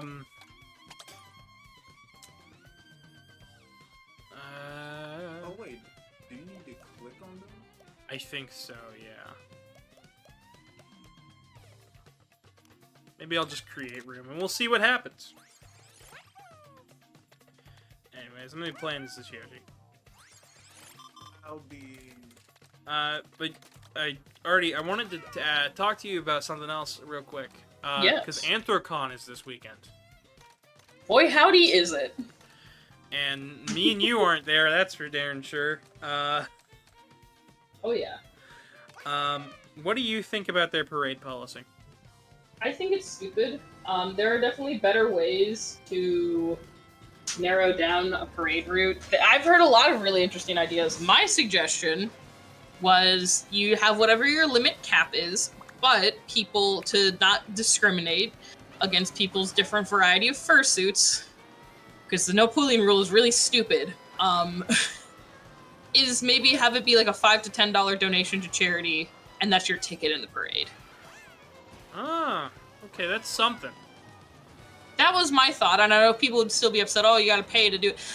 But it's a donation to the charity. You then can limit how many people, because you're selling tickets.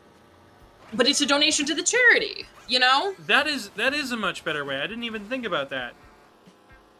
That would have actually solved quite a number of problems. Is just having a limit cap. So maybe because there is a limit cap. You have tomorrow. I am waiting. Tomorrow is going to be a shit show because tomorrow is when the approval for like the approval you have to go to a place to get approved for your fursuit or what you're wearing.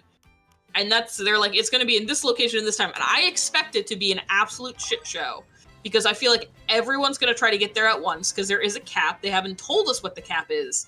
And then everyone needs to get approved. I think it's going to be a disaster. So far, I have heard that the registration lines are long, but they're going okay so far today. Mm-hmm. I think the nightmare is going to be tomorrow and the people trying to get into the parade. Get approved to get into the parade. I think that is going to be what's the actual nightmare for, like, Anthrocon. I see. Yeah, so that is my theory. I've got a couple of friends who are there who are approving, or who I don't know if they put in to be in the parade. I know that much. I have no idea. I probably won't end up watching the parade. I never do. Do they stream it anywhere? They do. They live stream it and it airs on TV. Okay, I will have to. I didn't realize it got live streamed. I'll have to check that out. At least. Also trying to do cable management over here because I don't want us to turn into like a bundle of printer cable madness. Because I was in the parade last year, right? Yeah. For me, a lot of the rules I don't think are that stupid. Because, for me, I waited in that hot room for like 2 hours. Yeah. To me, that was agony. I was tired, yeah. There was nowhere to sit, there was no water because they ran out almost instantly. Oh god. Like, I understand. Yeah, they want people who are serious about fursuits in the parade. I get it. But for me, it's just the nope. It's summer, so it's not even that you can't. Oh yeah, no, that you have to have a partial. It's the fact that you can't show any skin. That's stupid. That is stupid. And I think that's because, and correct me if I'm wrong, but I'm pretty sure there's a lot of very old heads who run Anthrocon. Mm-hmm. And for those who didn't know, there's something in the furry fandom that's known as ruining the magic. And don't ruin the magic, yeah. And what it is essentially just, you're not allowed to... Basically, people would come up to you, and if you took off your head in public, or you had to remove your hand paws or something for any reason while suiting, that somebody would come up to you and yell at you, "Duh, you're ruining the magic, man!" And it's literally the most annoying thing ever. Because maybe you're just trying... Basically, some people believe that first students should be treated like professional mascots, where you just have to be in character, in suit. You can't actually, you are now a creature. You can't be not a creature. Yeah. I think it's dumb. I think it's dumb because, like, people will be people. If I'm overheating in suit and somebody says, "You're ruining the magic," I will literally go up to them and go, if you're not joking, I'm deeply unhappy with you. Like, just, I will not want to be around this person. Yeah. It reminds me of that time I was at MFF and some guy ripped my phone out of my hands. What? So I got a photo with this guy who was doing a cosplay, and I was in fursuit. And I was like, I'm getting photos for me. And I know a lot of people don't remember this, but there was a time when you took photos to have the memory of the time you went and did something. Yeah. And that's like all I do for the photos. I don't really get them to post anywhere unless like I'm being like super specific. I don't upload them to social media. I get them to be like, I remember that, I remember that. This dude went, my name on Twitter is this. And I went, that's nice. I'm probably not going to post it anywhere. It's just for my memory. Here, let me show you! And ripped my phone out of my hands. Oh my god. And I said, hey. And he started walking away with it. I grabbed my phone back. I said, you don't grab people's phones out of their hands. Yeah, what the hell? And I scolded this dude on day 1 of MFF 2022? It wasn't that long ago, I'll say that much. But Yeah. Yeah. But that left a sour taste in my mouth. I'll say that much. Understandably so. And it like that kind of action just reminds me of don't ruin the magic. Yeah. Because it's just this kind of school of thought of just like, hey, now you can't do things the way you want to do it. You have to do it the everybody else's approved way. And that just rubs me the wrong way. You tell me not to do something a certain way, and I will do it that way. I won't do it the way that you want me to. I think I don't know. I don't think I speak for everybody, but I know a lot of people that are like that. Yeah. So for me, like, the rules don't seem as dumb as somebody who's been in the parade rather recently. Because to me, it's like, oh, I get it. They're trying to limit the amount of people in that room. But now that you're bringing it up, that, yeah, they could have probably done it a smarter way. Yeah, I think a limit was necessary, unfortunately, just because there's such a sheer number of people. A limit had to happen, or because you either need to have a limit or the parade doesn't happen. That's like the two options. Mm-hmm. I'm staffing another con where we are potentially have to no longer have our parade because we are exceeding limits for the building we're in for people. But that's a discussion for when the con happens next year. But that's because there's just a lot of people, and you know it happens. Yeah. That's sometimes that's just how it is. So it's either. Oh, Swasspunk says they gotta go. Okay, well then I guess we will quit out of multiplayer, and because I don't think anybody else is gonna join me, because I don't think that many people have Switch 2s. And Handy said there are two that are most common. One is for a straight up scam that was talked about in the national news, and the other is about therapy, specifically about procrastination. I have no idea what or AI ads. Yeah. I get that. AI ads are annoying. Are you able to hear Artie, though? You interrupted her a little bit. Sorry. I did hear, but... No, it's good. Anyways. I just wanted to make sure I wasn't cutting anybody off. Yeah. No, you're fine. You're fine.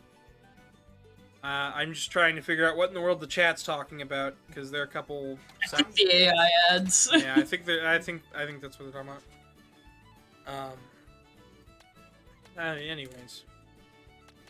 Anywho, I don't know. I wish I could go to I want to go to a convention so badly. I'm like, well, I just gotta hold tight because I'm staff for Furry, and that's in 2 weeks. Oh, I hope you have fun with that. I have wanted to go to cons for a while now, and I have not had a chance to because I have been so busy working on fursuits and then not getting paid for said fursuits, and then also running in circles and trying to help Vex move and saving for the house. All of these things are happening at once. And I don't know. For me personally, I'm like, okay, so when do I get to do something fun again? I've been there before, and I'm sorry. It sucks. But you'll get there again at someday, I promise. I promise. Oh boy, yeah, that's where I'm at right now. I just want to do something fun. I want to go out and I want to see people. It doesn't have to be expensive. Yeah. It doesn't have to be a convention. It could be anything right now. But I'd like to do anything. I know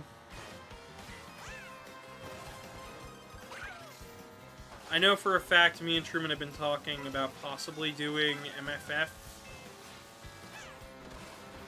at the end of the year again this year.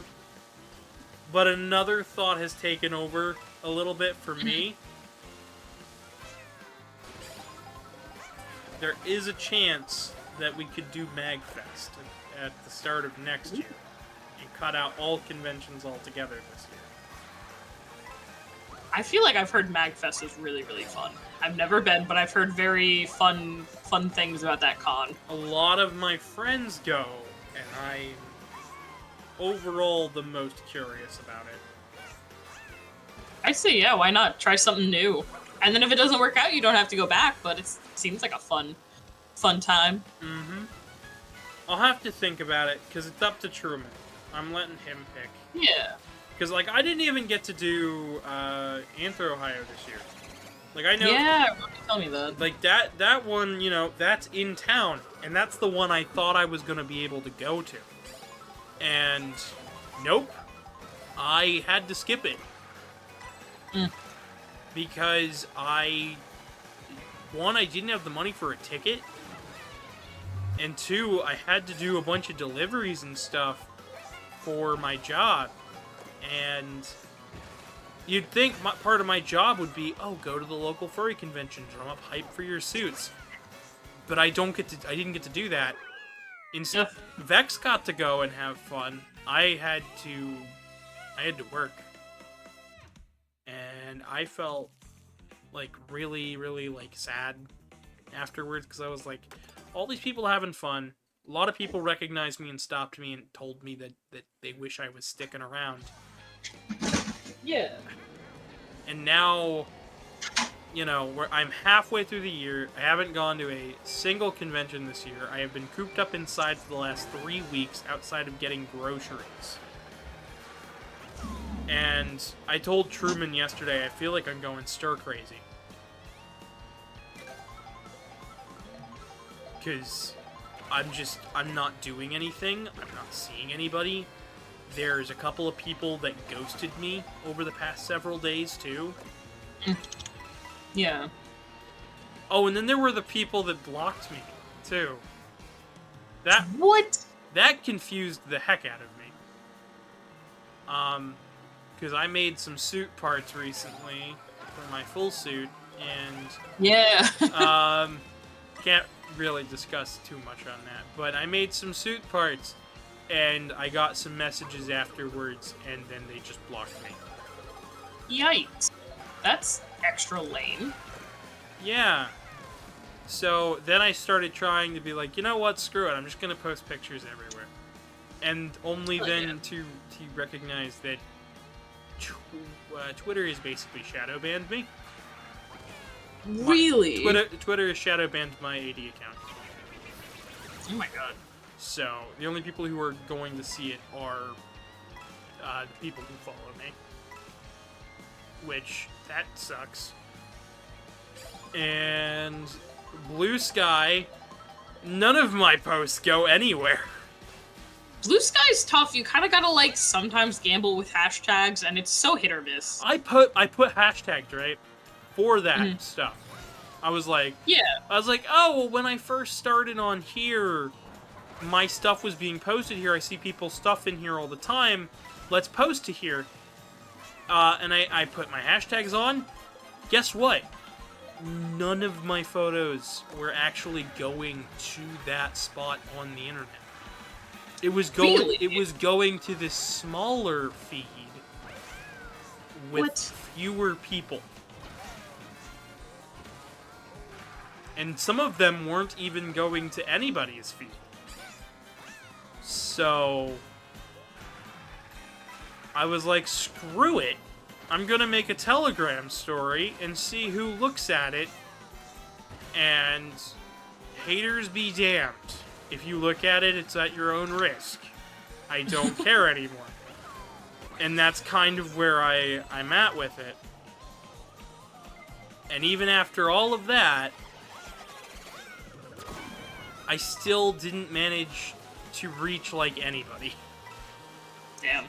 And I'm just like, well, this kind of sucks. Meanwhile, we got plenty of people showing up here today, which is awesome for me. Hell yeah.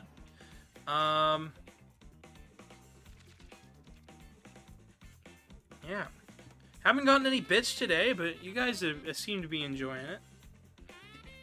Metal Skull says, who summoned me? I summoned thee. Whoa.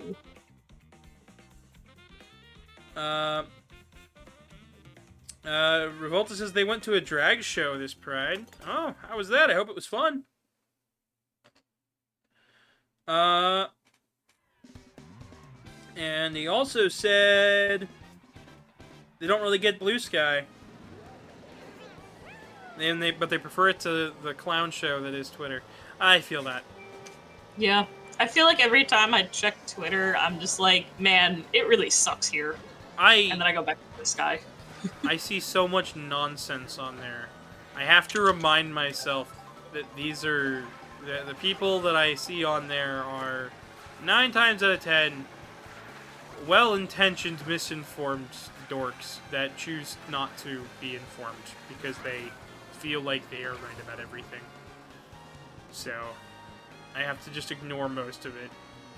But a lot of what I see on my feed is like Megaman Twitter, so it's like most of it doesn't matter.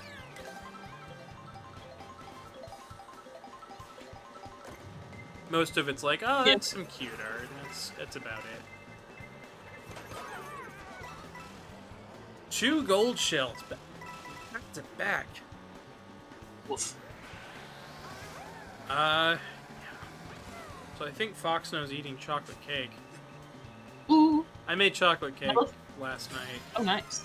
I got kind of annoyed the other day at cake. If you want to hear my annoyed at cake story. Sure. So, Vex is moving out at next month, August. Yeah. And she is right now at Anthrocon with her boyfriend, fiance, whatever they are. I don't know. I don't care. I'm not gonna ask. Because they'll give me a long drawn out explanation, and by the time they finish saying it, I won't care. Oh my god. Just being honest. Yeah. Just being honest. I don't need their drama too. I hear enough of my own. But they had asked me. They were like, if I pick up chocolate cake mix, can you make me a cake? I'm like, sure, but there better be enough for everybody. To which the response was, "Oh, I'm gonna take it and eat it. It's just gonna be for me and Jason." Oh my god. And I went, "So you want me to make a cake for you with no reward for myself at all or anybody else in the household?" The response was, "Well, I can buy another box of cake mix." And in my head, I'm just thinking, okay, so you're gonna buy another box of cake mix, so I have more work to do. So then I gotta make 2 cakes. Jeebs. I said I'd think about it. I ultimately ended up making her a cake. She wanted me to she wanted me to ice it and write "Happy Anniversary" on it. Oh my god. I did not ice it and write "Happy Anniversary" on it. I iced it and then left the writing up to her. It was very It was very tempting to not to write "This is a cake" on top of it, though. Yeah. Oh my god. Blade says, "Did you hear Nintendo's getting sued in Brazil?" I did hear about this. I heard about it a little bit. I don't know the specifics. If somebody knows the specifics, that'd be cool. Blade says, "It was nice enough. Was a mess trying to find the place. Managed to arrive, catch the tail end of the show, and then left." Ah. Interesting. Anyways, but yeah, so she asked me to make a cake. I made a cake. It was not the prettiest cake, but it was a cake. But then afterwards, I still had more cake mix because I had another box of cake mix. So last night, while incredibly intoxicated, me and my husband made a cake. Hell yeah. Sounds like a blast. It was fun. We used because eggs are expensive. I used applesauce, so the batter was completely edible. Ooh, yeah. And Hell yeah. the center of the cake ended up being kind of lava cakey. Yep. The edges were fully cooked. The inside was not. And because I didn't use eggs, it was totally safe. It's fine. It was fine, Nice. Chad. It's fine. I also made pork the other day. I've just been kind of making whatever I see in the fridge. Yeah, why not? I mean, Good way to go about it. being home for 3 weeks and with, like, nothing to do has been kind of driving me nuts. And it's like, yeah, you could... Understandable. And people are probably going to think, well, then why didn't you just stream or something? And it's like, do you really want to see me at my worst mindset while I stream? It's like, that's a bad combination. Like, Artie, you remember when I streamed on YouTube and I was early starting out and I just get pissed off at everything? I don't know if you remember that. I might. There were multiple streams where you had to be like, alright, calm down, buddy. I think about that every time I stream now. Because I'm like, if I am getting this worked up over this, then I should not be streaming. That's a fair way to go about it. But today I am not upsetty spaghetti. I'm just tired. I've been making fursuits way too much. You see all the list of the group of fursuits that I made that I posted, and I just was like, I'm not sure if I'm gonna see these finished or not. Yeah. I posted that in the art dump, right? Mm-hmm. When I said that I don't know if I'll ever see these fursuits finished, I meant that. I believe it. So the way that it works is that we split the revenue 50-50 between me and Vex when we work on suits.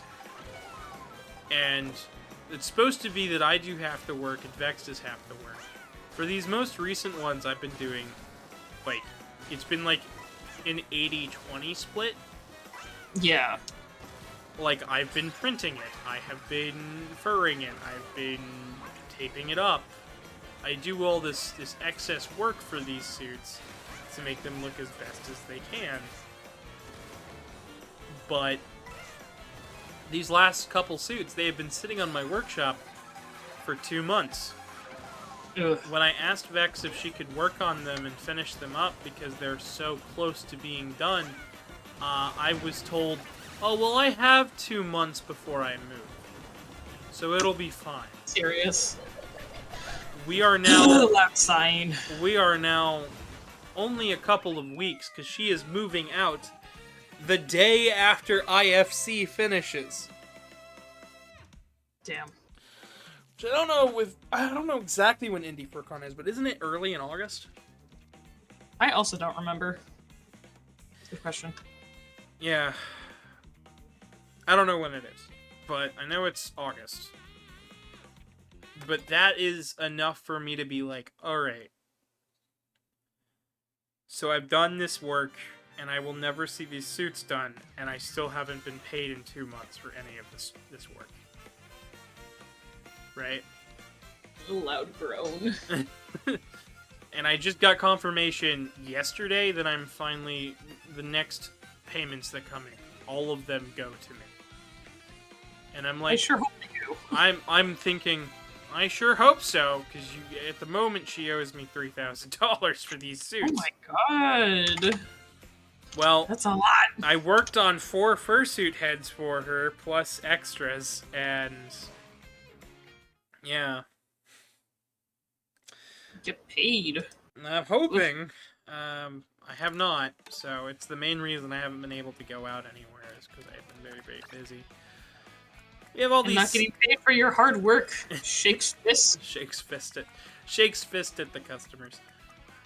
Ugh. At least Bell paid. Bell paid for his stuff, and I've been able. Oh, yeah. I've been working on that slowly, but the difference there is he's given me a leeway to work on it when I'm like feeling well and stuff. Because I don't know why, but I've just been super sniffly lately. I don't know if Canada's on fire again. Hope not. Yeah, same. We don't need 2 countries on fire. Ugh. Is anybody in chat want to add me on Switch and play around? We can do some battle mode stuff. If not, we're gonna do some 2-player knockout. Foxono is going to join me. Even though he's scrolling something on his phone. Yeah, my sister told me that my mom wanted me to call her, but my app I used to calling went to shit, so I'm looking for a different one. I mean, Telegram works for calling. Don't my mom need to have Telegram too? Yeah. Yeah. The fact that my sister told me that I need to call my mom instead of letting my mom know that she need to get on Telegram lets me know that she ain't gonna do that. Yeah, that makes sense. Oof. Do you want to take my phone and go into the other room then and call your mom while I play a single player knockout to her then? Sure. I don't mind if you use it for it. Oh, of course, I got a notification that I got a friend request on Switch on my phone. I do not have her saved on my phone. My only request is that you go into the other room, preferably upstairs. Just so it doesn't, it's a private conversation, I'd prefer if it did get picked up.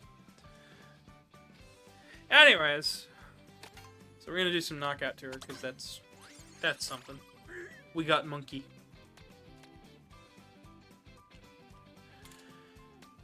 Monkey. I don't know what I'm thinking anymore. Oh, you're good.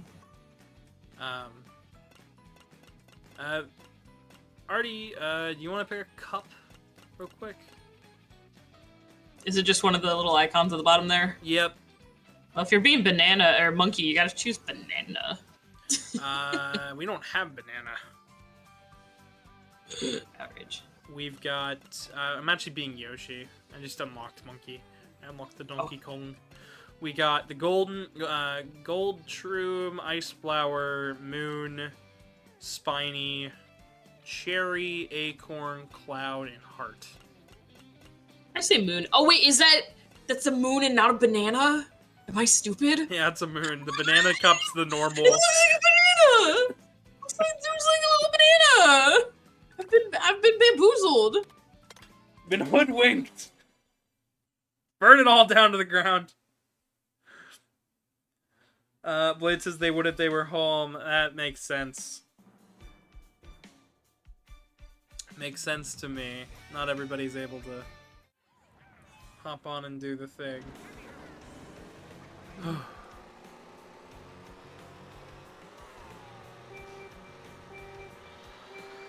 Oh boy, I have no idea what I'm doing, honestly.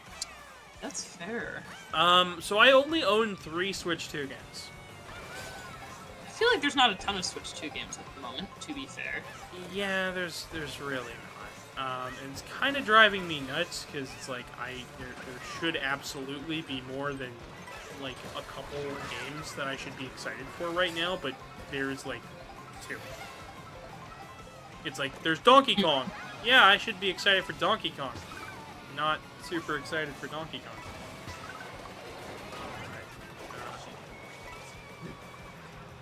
I get a phone call, I get a buzz in the middle of this darn stream, Foxono. I swear to goodness. It might happen. My sister told my mom about Telegram, so she might. Who knows? Yeah. Who knows? Who knows? Anyways, what was I talking about before? Oh, games. Games. The Switch, Yeah. the Switch 2 games. So the only Switch 2 games that I own are Mario Kart World, the Switch 2 Welcome Tour, and Street Fighter 6.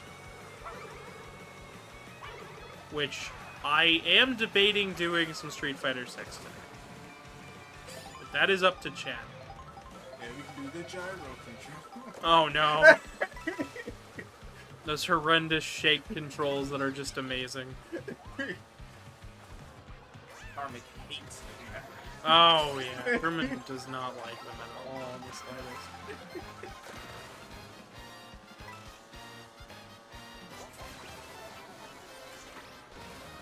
Artie, if there was any Switch 2 game that you could pick up, what would it be? I don't know a lot of games that are out right now because I feel like we're still early in the Switch's lifespan. I'm also, I'm still too Deltarune brained to jump back into Tears of the Kingdom, but like, oh my god, seeing that thing run at like 60 FPS is like, I like pulled it up on the TV for the first time. I'm like, oh, it's smooth. Why is it so smooth? No, I think I like the game upgrades. I have yet to try Scarlet Violet with the upgrade. I've heard everyone says it runs really well now. It fixed a lot. If we do multiplayer Scarlet and Violet again at some point, it's gonna be a much better time. Oh yeah. Well, eventually, I don't know. Do we know if the new Legends game is gonna have multiplayer again? I don't think we know. I know that we're gonna find out in like a couple weeks because it's. Oh, that's right. They have a direct or something. They've got the Pokemon Presents, which is something they do in February, and I guess now they do it in July or August. I feel like sometimes they do summer ones when they've got a game coming out. Sometimes. But okay. But that's probably the next Switch 2 specific game I'll be getting. I know the pre-orders closed on Pokemon Center. But I mean, you can still pre-order it everywhere else. And oh yeah, I just haven't run out and got it because I'm like, I know this will be available, and I'm also like, if I don't get this on day one, I feel like I'll be okay. I don't know if there's gonna be anything else that comes out that I'm going to want that month. So it might be the only. It's October. October, yeah. November, one of those 2 months. All I know is that it might end up being the only game that I get one month. That's fair. I just haven't committed yet because I'm like, I'll get to it. I don't know. I have my thoughts. I feel like whenever the Presents is, I'll get that hype again and then probably be like, all right, now we'll get it kind of thing. But at the moment, I'm like, I'm content. I'm still so Deltarune brained. It's. I completely forgot that I have Deltarune on Switch 2. I forgot that that's a Switch 2 game. We played it on the Switch 1 because I hadn't gotten my Switch 2 when it came out. Because I didn't pre-order in time. Mine came out. I got mine like a week after it came out, which is fine. You do know that if you get the Switch 1 version, you get the Switch 2 version for free. Yeah, well, the thing is, my brother is the one who got the Switch version, and I don't have him on my Switch yet. So, but I've already played through Delta. He and I played through it like the second it came out. We were so excited. Gotcha. Toby Fox. I love Deltarune and Toby Fox stuff, and because I'm still pro not spoiling anything. There was something my brother predicted back in 2022, and he was correct about his prediction, and we're still like, damn, it's not easy to predict Toby Fox stuff, but you did it years ago. That was really fun. So I enjoyed Deltarune when me and Truman played through it a couple of days ago, and but I do have some opinions of the game that I know not everybody is going to enjoy. And I'm scared to give my opinions because last time I gave an opinion about about Undertale when it was fresh and hot off the shelf, people didn't like it. So I'm a little hesitant. Gremlin says pic/vidder didn't happen. I shared it on my Twitter because I found the tweet where he makes the prediction 3 years ago. It's 2022. And I was like, hey gang, guess who was fucking right? There is evidence, I just can't pull it up on, I almost said Discord, on the Twitch. I also don't want to say what because I don't know who's played and who hasn't, and it's kind of like a significant enough thing that he predicted that I don't want to spoil stuff for other people. Well, I'm gonna give my thoughts here. Go for it. The TV guy is the most annoying character now, and I do not care if I ever see it ever again. The old man is the greatest character in the entire video game. I love the old man. He's old! Yeah. He's cold! He's sold! Old man. I'm old! I fucking... Man! People making edits of that. Beautiful. Love that whole sequence. I liked watching Truman. I liked Truman getting the hammer. That was really cool. Yeah, the secret boss battle was great. I loved. The Joy-Con mouse stuff was really neat too. I wish it had. Nice. I wish it had more of a significant purpose because the little area that you use it in really doesn't matter in the grand scheme of things, and that kind of sucks.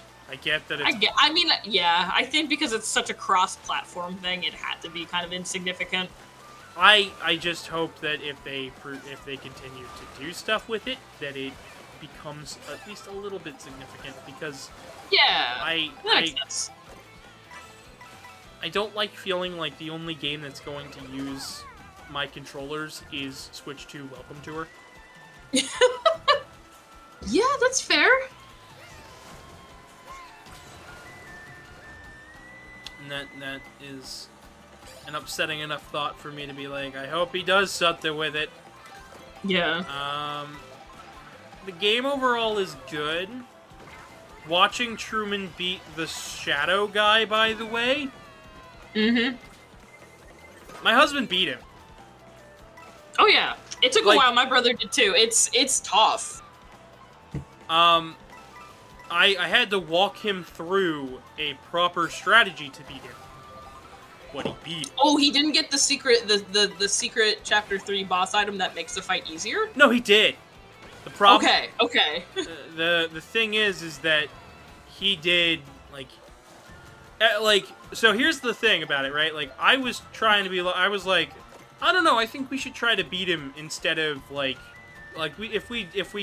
it does do something different, we should attempt to beat it. Yeah. So, it's something.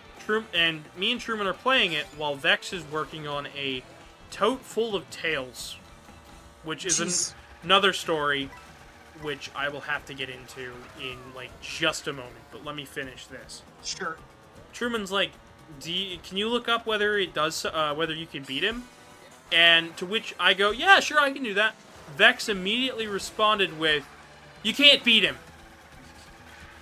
It's a scripted loss, no matter what end, but, you can actually, You can do, 1,700 something damage, and get, and 3 turns after that is a win. and you get a Yes. special item for it, and that is counted as a win. Yeah. But when I had to look at, I was like, Vex, you haven't played this game before. And I looked it up and I said, oh yeah, you can win. She was like, no, you can't. And then Truman won, What?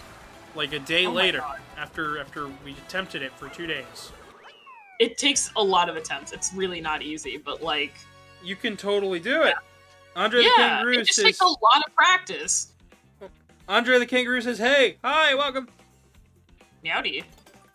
I'm Um, talking about Deltarune, so potential spoilers. If you haven't played the new chapters, yeah.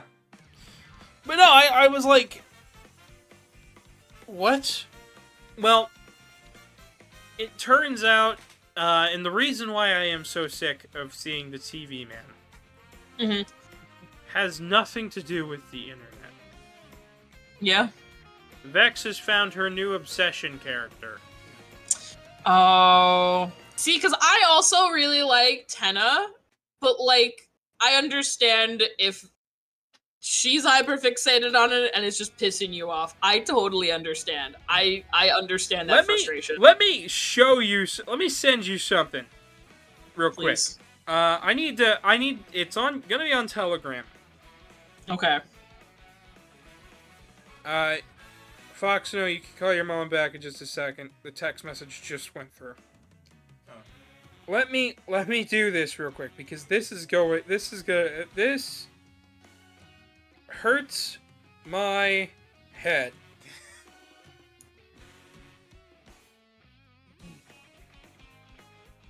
What is the absolute point of doing this? I'm waiting for you to sound it. She has not played the game at all.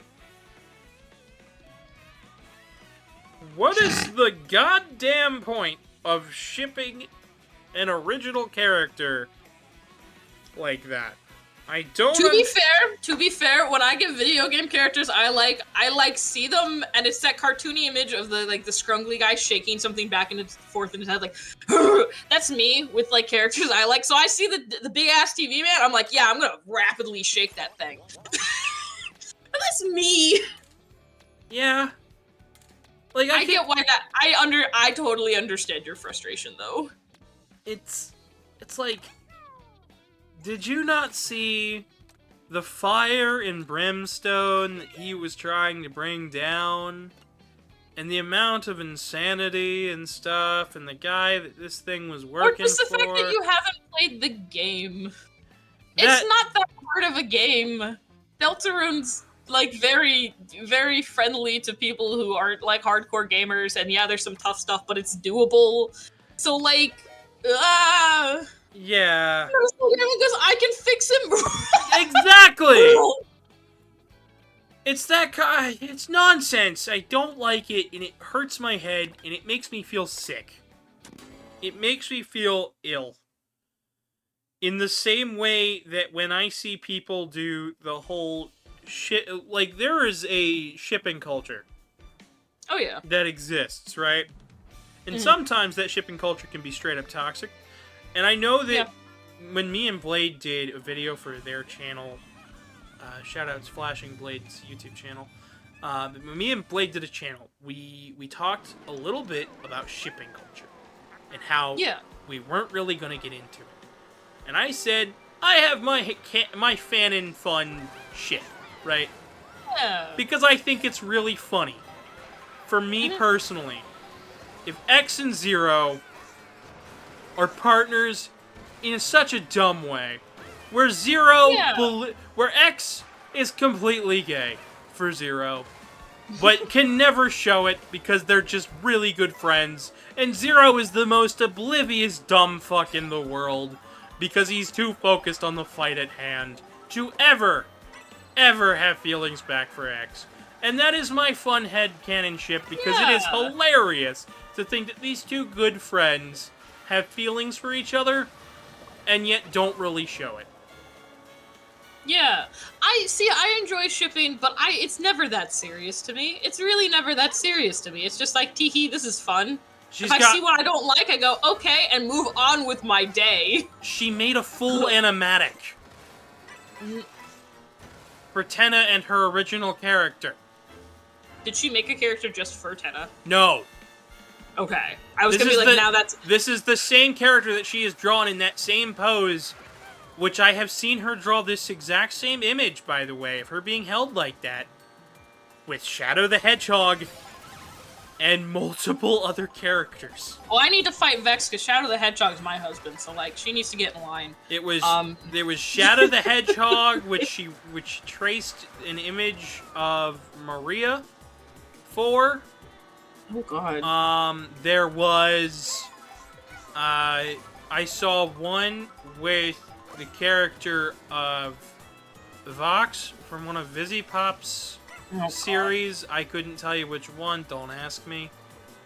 I think it's the hotel one. I've seen. The TV I guy. saw them do it with the other series they made as well with one of the characters there. It doesn't stop. I've just seen it repeated to the point now where it just annoys me. So just the TV man. Understandable. Just makes I gotta say, now, I'm not one to loudly critique art, but the longer I look at this, the more I realize that Tenna's torso is not attached to his fucking legs. Nope. Nope. And that's kind of killing me. Yep. I feel like it's also, at least in this situation, the fact that Vex won't finish fursuits, but has time to draw a whole ass animatic? Yes. Like, damn, that's a lot. See, I haven't had a chance to draw any self-silly art, because I've got stuff going on for Euphoria, but like, and I've told Mark, I'm like, listen, the only thing stopping me from being unhinged is I have convention work to do.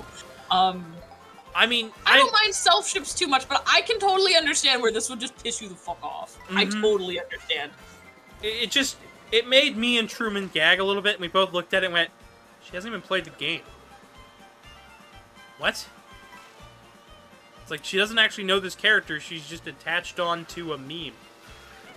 Yeah, I think that's a little odd, too. Now, like, I've had time for some personal art, right?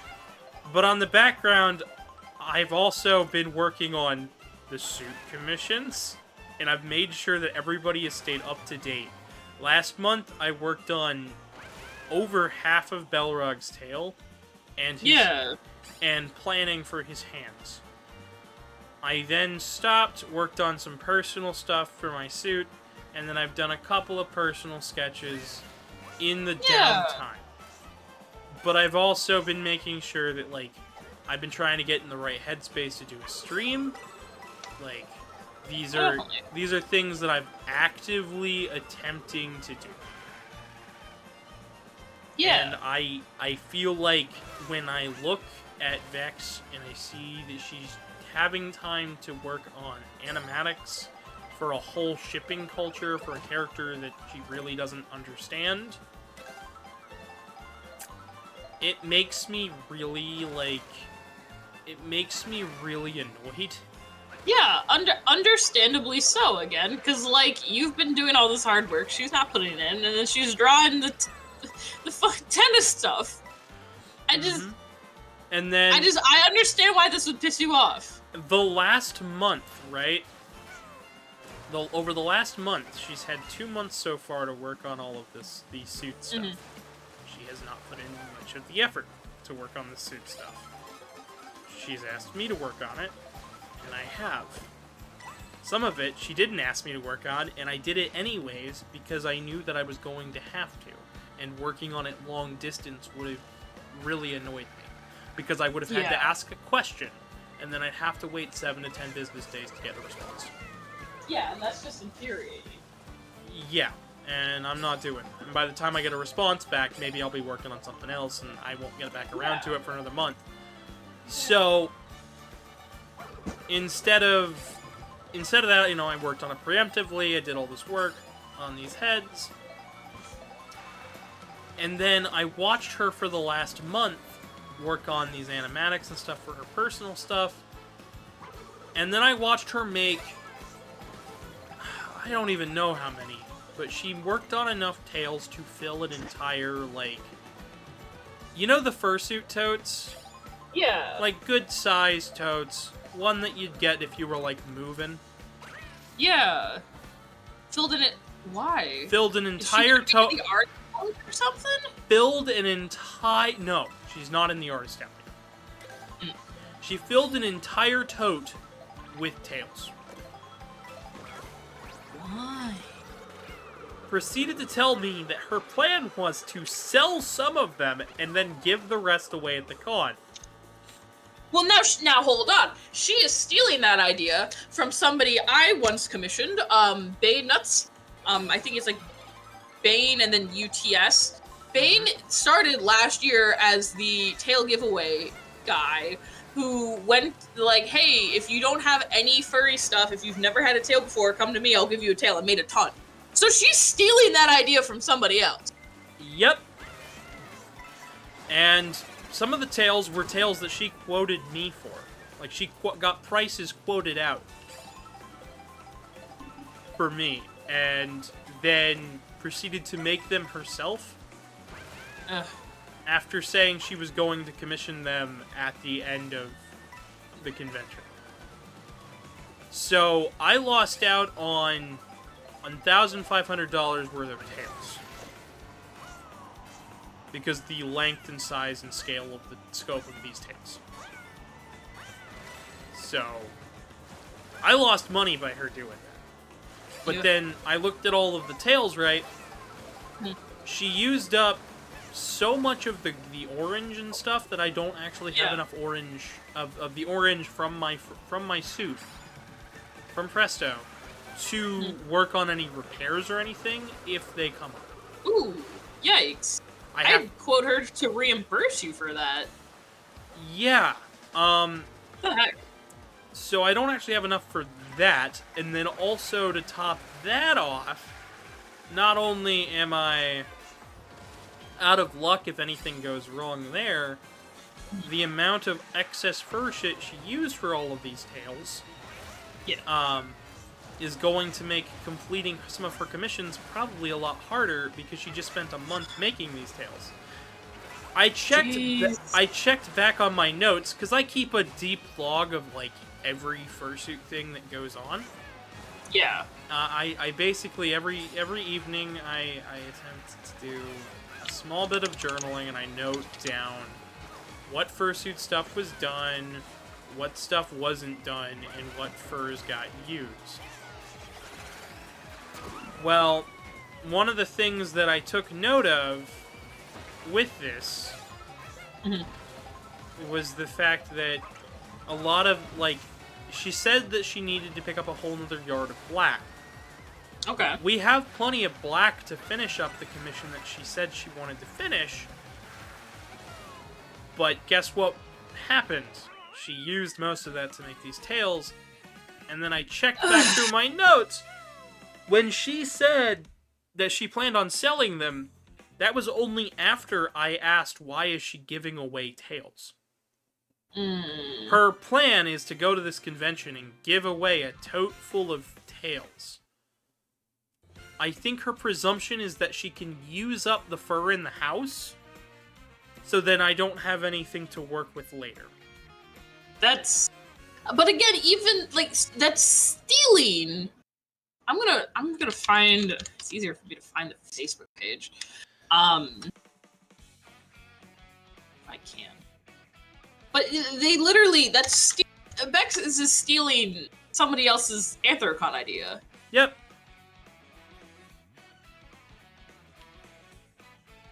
Let me see. They have a picture of them.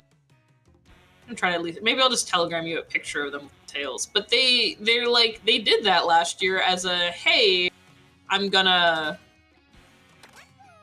If nobody has a tail, come to me and I'll give you your first tail. And I'm like, that's so cool. So Bex is just stealing that idea. Yep. Wholesale. Ugh. It's...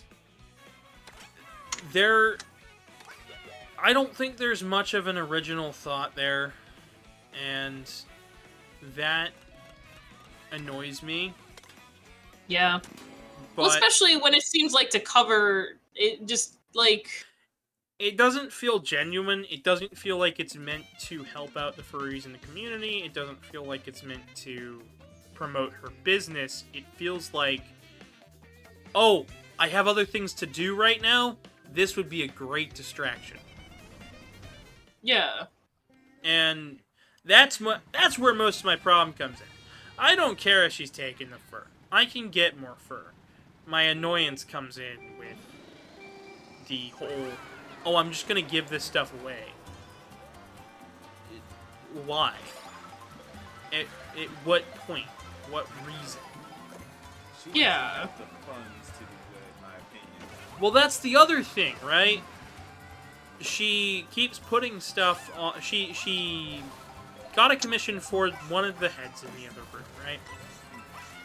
Mhm. And then when ordering the one head, she preemptively bought another, and then was on the hook for $200 of store credit on a credit card that she owns. When she took off a month and a half for personal reasons. Jeez. So she didn't have a paycheck coming in.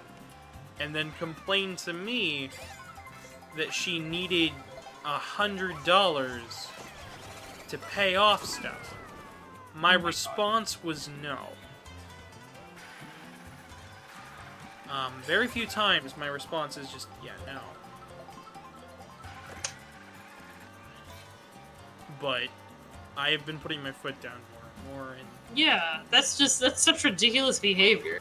Like, it's nice to give stuff away, but if you're short on funds, don't just give stuff away that you could sell or at least attempt to sell, even if you're selling it at a discount. It's something more than nothing. The other thing is that I've been trying to look at where she is selling this stuff. There's only 2 spots she's selling this stuff at. Mm-hmm. Facebook. And not even as a Facebook marketplace, she's just making Facebook posts. No, at least be in like one of those like fursuit for sale groups. Jeez. She nearly got banned from one of them, and then got mad at a moderator and left. What? Why? Why? She wasn't following any of the rules of how many photos to post and whatnot. Oh my god, are you kidding me? I'm not. I know you're not, but oh my god. Loud sighing. Andre, I am sorry about that, about what you've had to go through, but I did read your comment.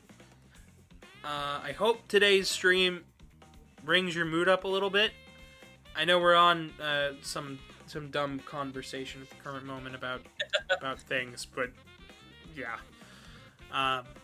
But yes, I am sorry that VR chat is mean. I can get into a whole discussion on that, on why people are mean to people on VR and why VR is not healthy for most people, but I feel like I just upset more people who are very attached to that. Anyways, so yeah, all of these tales, right, were made under all of these tales and stuff were made with the thought that they are going to be given away. And, you know, I had packed up all of her suits and stuff. I packed up everything in the basement. I packed up the entirety of the workshop. I cleaned it up multiple I was hacking up a lung from the amount of fur when I asked her to clean up stuff because I wasn't feeling well. I got met with, "Oh, I'll clean it up in a week."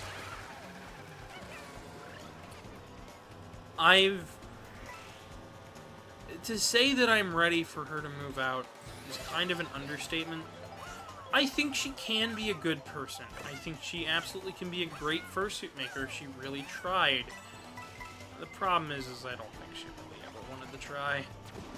No, it seems when she's putting all her effort into self-insert animatics and not fursuits that are commissioned, yeah, that's an issue. it just all boiled down. It all boils down to I've seen her go after the TikTok crowd so much that there like was attacking people on TikTok? no. I mean, trying to market her fursuits towards the TikTok. Oh, that's not crowd. easy. Well, here's the thing: the audience that she is getting because of the stuff that she posts, her audience is children. Oh, so is she posting now the first is because if you're posting right now like Deltarune stuff, you do get kind of a bit of a kick of audience because that's just what's popular right now. Yes, but if you're posting Hell of a Boss and Hell of a Boss alongside Deltarune, alongside Five Nights at Freddy's, what audience do you think you run into? Yeah, You I mean, I like a handful of those things, but also a lot of those fan bases aren't the most put together and stuff. well, they're not the most put together, and also a lot of the algorithm is devised that where you end up with a lot of that stuff is if you post that stuff is most of your audience ends up being young on the younger side. Mm-hmm. I would say if I had to put a range, I would say probably like at tops like 11 to like 14. I'm assuming. Yeah. I'm assuming here. And that is not an age range that has money. No. And while you might reach a little bit outside of that range, the fact that that range doesn't have the capital to buy a fursuit, advertising your fursuits on TikTok to that audience is going to get a lot of people going, I love the suit, I totally buy one, if I could. And then if the time... Does she have a separate fursuit maker account than her personal TikTok? Because I found her personal TikTok, and she hasn't posted on there since 2024. She had like 6 or 7 TikTok accounts. So Okay. I wouldn't, but none of them are related directly to her fursuit business, but she advertises the fursuit business on every single one of them at different times. Okay. So it's, and I know a couple of them got deleted for violating the policies. Jeez. Because you're not allowed to have more than like 2 accounts. I don't know if that's a thing, because I also manage other accounts for like social media things and stuff, but Yeah, like, that runs into something different though. Generally speaking, I couldn't tell you. I just know that a bunch of her accounts got banned, and I know that the audience that she takes with her and follows with her is on the younger side. yeah, I'm seeing from this old account, I'm seeing a lot of self. Oh well, what a time. Yeah. I might need to dip at some point for lunch, but good golly. That's fine. Sorry, chat. Sometimes we just gotta yap and catch up on stuff. Oh, of course. That's just the way it goes, and a lot of this is stuff that chat's probably never even heard of or doesn't know that it happens behind the scenes. It's not like I dislike Vex at all. On the contrary, I think she's a fine person. I think she could be a great and wonderful person if she put her head to it. But I've never once seen her put her head to it, is the problem. Yeah. And as somebody who puts their all into everything he does, it becomes incredibly difficult for me to just sit and be content and happy with it. I can let bygones be bygones. In fact, I do it all the time. But... I tried. I tried, chat. I tried to do the shortcut. But yeah, I can let bygones be bygones. I can let people do their own thing.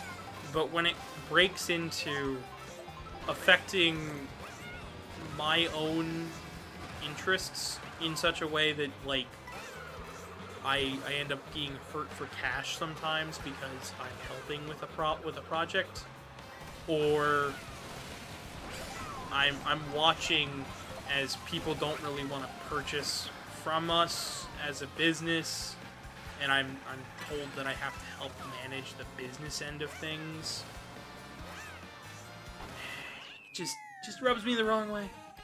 Yeah, understandably so. So I have to talk about it, and I generally don't talk about it on like any platforms or anything, because I don't want her to hear and then immediately think that, oh, he's starting problems and he's causing things. It's like 90% of you guys don't even know who I'm talking about. Like, yeah. And by the end of this year, I won't even have a reason to complain about her.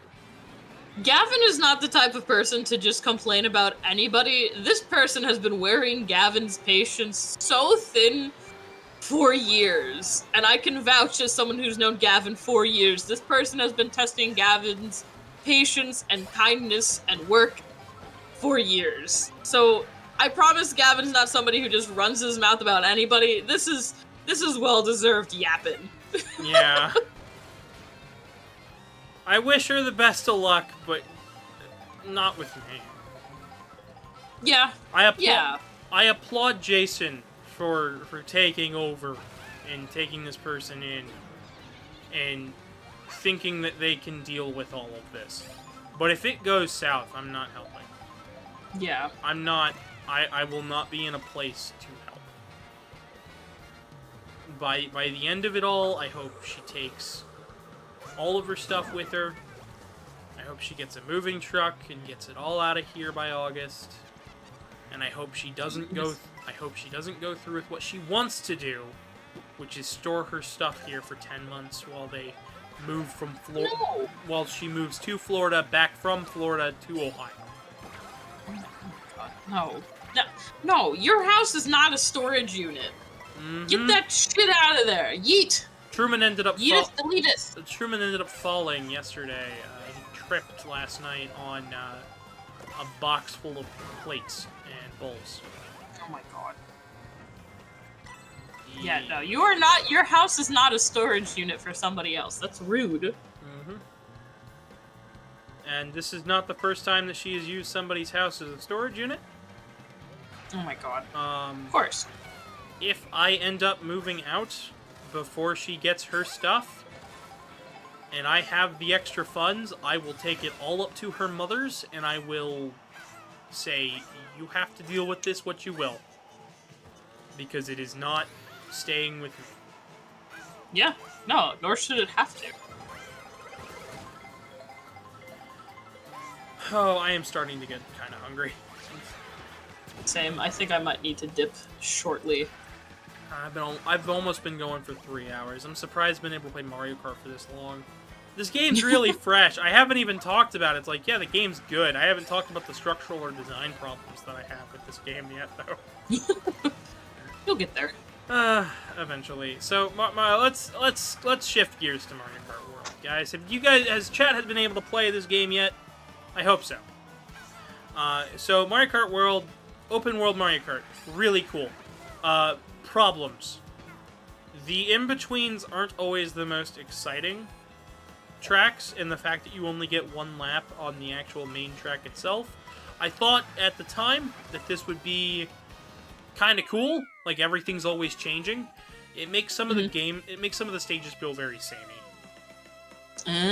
Understandable, yeah. Because everything is all of a sudden blending together, and by the time you pull yourself out of the race, it's like, oh, I'm already here, and it's over. I guess that's that. The fact that they changed the online and removed the option to even get a chance to do 3 laps on normal tracks. What were they thinking?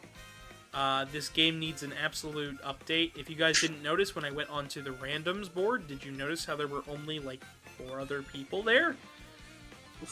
This is peak. I got a dip.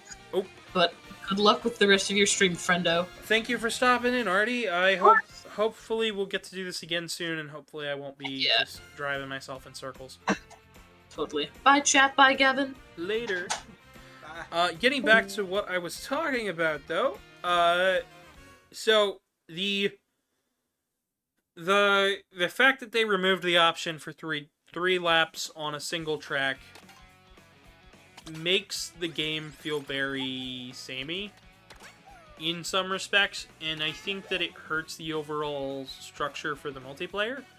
The fact that it's come down to a lot of Mario Kart players not really playing, and because like you notice how when we did the online match randoms, there were only like 4 other people there. Fun fact, it's peak hours. what in the world? So when there's peak hours for a game, that means that the most amount of people are playing the game currently. It is peak hours for this game.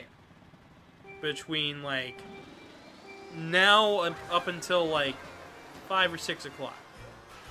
And then there's a small dip off from like 6 to 7, and then it boosts way up at like 8 o'clock. Because the most amount of people are playing. People who got off from work, people who got off from school, people who got home from college. Like, they're playing Mario Kart online. The fact that it's 5 people on the afternoon high hour? What? That was like 24 previously, so to just see like people dip off of this game is really surprising, because Mario Kart 8 was not like this. Like, in the slightest. Mario Kart 8 was the most poppin' time. Like, there were always people online. But by Nintendo removing the option to play the 3-lap tracks, less people want to play the game now, and it's hurting the online for the game. But that's not even the biggest problem with the structure of this game, because that is merely an issue with the online. That could be fixed with the patch. The big problem is the free roam mode. So there, Foxono, how many different things are there to do in the free roam? Not that much, honestly. It seems that all you gotta do is go and look for collectibles. You could do some challenges. There's That's about it. But it's like 3 different collectibles. there's P-switch challenges, Yeah. which are one thing. And There are the gold peach coins, the question mark panels. the question panels, and then there's 2 other types of challenges, which is catch the charge and chucks and catch the nabbits. Yeah. The question panels give you stickers. The P-switch challenges give you stickers. The coins give you stickers. Catching Nabbit once gives you a sticker. Beating a charge and chuck challenge once gets you a sticker. Doing those 2 types of challenges anytime after that, first time around, does not give you anything. So, 2 of the types of things to do in the overworld just straight up don't do anything. And then everything else just gives you stickers. You know what else gives you stickers? Driving a certain number of distance, boating a certain number of distance, Sometimes gliding a certain number of distance, drifting a certain amount, getting enough coins. getting enough coins, doing enough tricks. Coins also give you bikes and carts, so that's something. And then finishing the Grand Prix give you characters. And then the only other thing that gives you anything is playing Grand Prix and Knockout to get the secret hidden characters, which are all the enemies. Which is a fine roster, and it's an okay way to do it, but it's all pretty much luck-based unless you've got 2 people and are actively sitting there for a couple hours trying to get specific characters. If I have to be honest, the only other thing to do is to get the sandwich bags and get the different food items and get costumes. Which not every character, there's not an even number of costumes for each character. Characters like Pauline and Donkey Kong only have one costume each. Birdo's only got 2 costumes. Like, there's just a lot of missed potential there. Where they could have added more costumes from Tour, they could have added more... there could have been more carts, even though I think the cart selection is fine. I think they could have added more. I think they could have added more characters. They could have made the question panels do something. They could have made the P-Switch challenges do something other than give you a sticker. I'm okay with the question panels giving you a sticker. I would just like that if the P-Switches did something more than just giving you a sticker. I would also like it if the P-Switches, the gold medallions, and the panels were all marked on the map. The way it is now, only the question panels are marked, and only vaguely. You have to still find them, and even then, they're not super well marked. Yeah, it just keeps track on how many you have.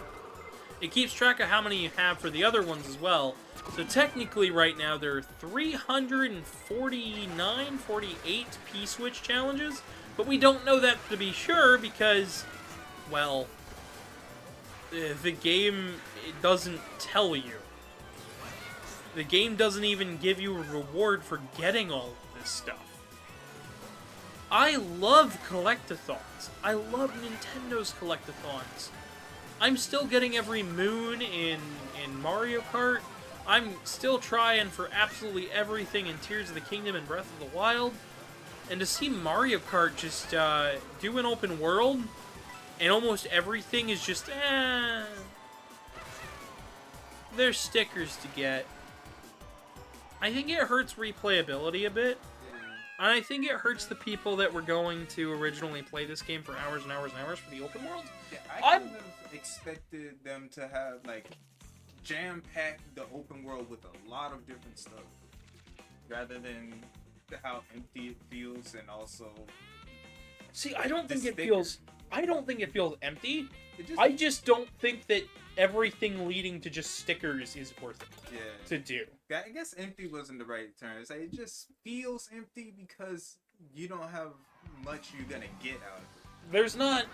There's not an overarching goal. There's no story. It's just drive around.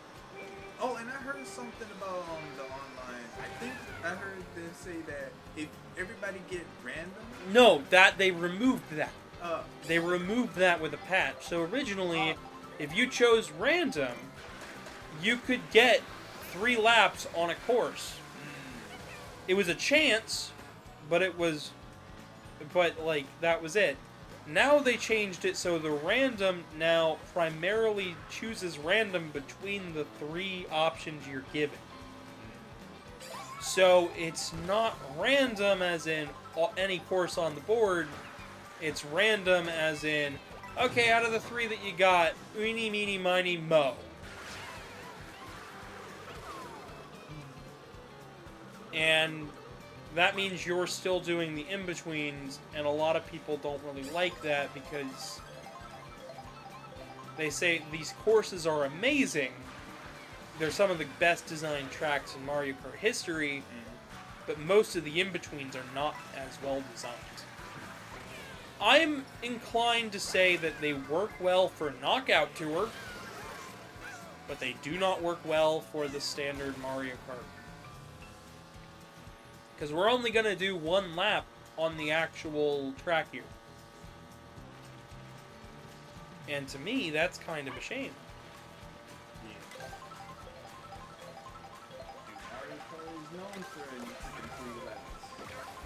It's known for having good track design. It's known for having fun items. But this just... It annoys me to no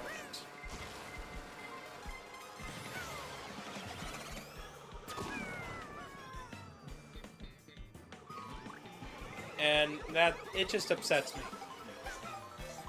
It upsets me that the community has not been treated right by Nintendo.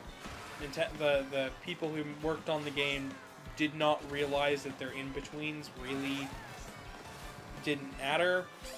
A lot of people were being very critical of the open world, but I think that most of the open world critiques got flattened and partially ignored because, well, the online in-between tracks were more important to the community. For me personally, I think the open world is the more important part for me. But it all kind of adds up to a Mario Kart game that should not be worth $80. For the $50 that I paid to get the system, like, so if you got the bundle, right, which is only available up through fall, apparently, it's worth the $50 I paid. The $50. You only pay $50 for Mario Kart if you get the bundle. And I think it's worth that. But it sure is heck is not worth $80. And I was like, let's give it a chance. Yeah, I was one of the people that was really worried about whether or not it was going to be worth $80. But I doubted it was going to be worth $80.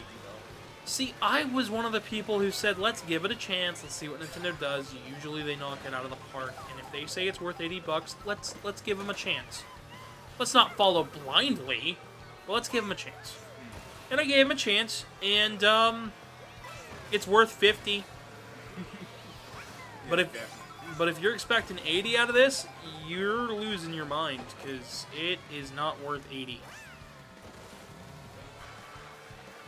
I mean, it's good. It's got the best Rainbow Road in the entire series, but... Yeah, and the build-up to showing it was pretty cool. The little cutscene. But, like, that's the only unlockable track. I wish there was more. There should be DLC, and it should be free, because $80 is an insane price tag. There needs to be updates to this game. On the regular. Every month or 2 months, there should be like, okay, we're doing new stuff. Just like they do with Splatoon. But I have a feeling that the Mario Kart dev team has already moved on. I think this game is probably as finished as we've seen it, and to me that's just disappointing.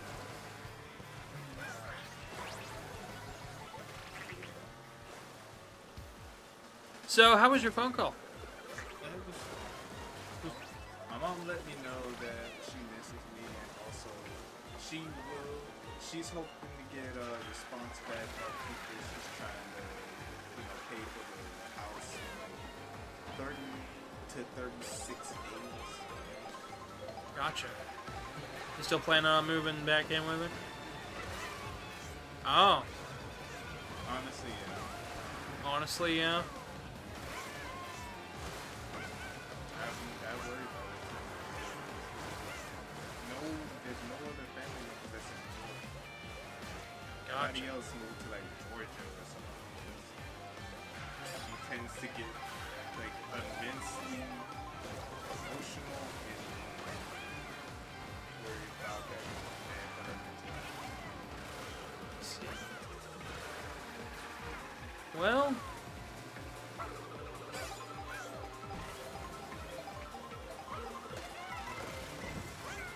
I guess that's that then. Yeah. You'll have to tell Truman then.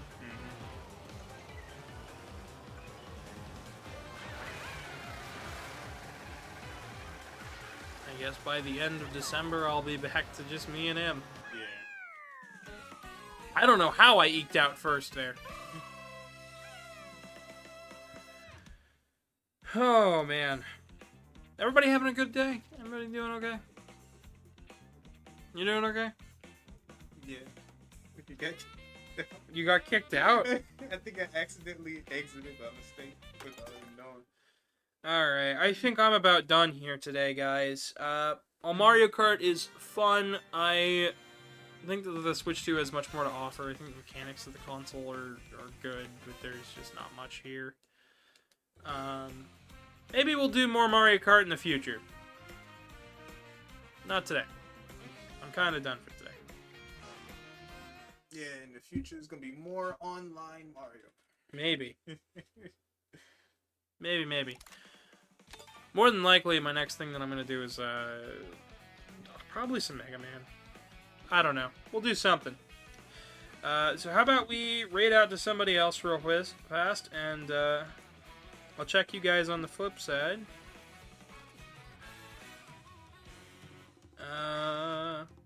Who we raiding this time? I'm not sure yet.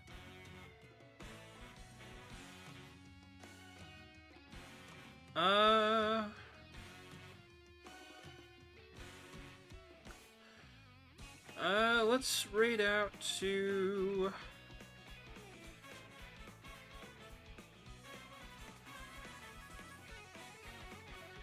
We'll raid out to this person. So everybody hop on the raid train. I'll see you guys next time. I hope everybody has a good rest of their day. And I'll catch you guys next time. The Metal Skull Greymon said something. No, what they say? They say you finally got a shipping update for the copies of Mega Man Timelines. Nice. Anyways, we're gonna raid out. Have a good night, everybody.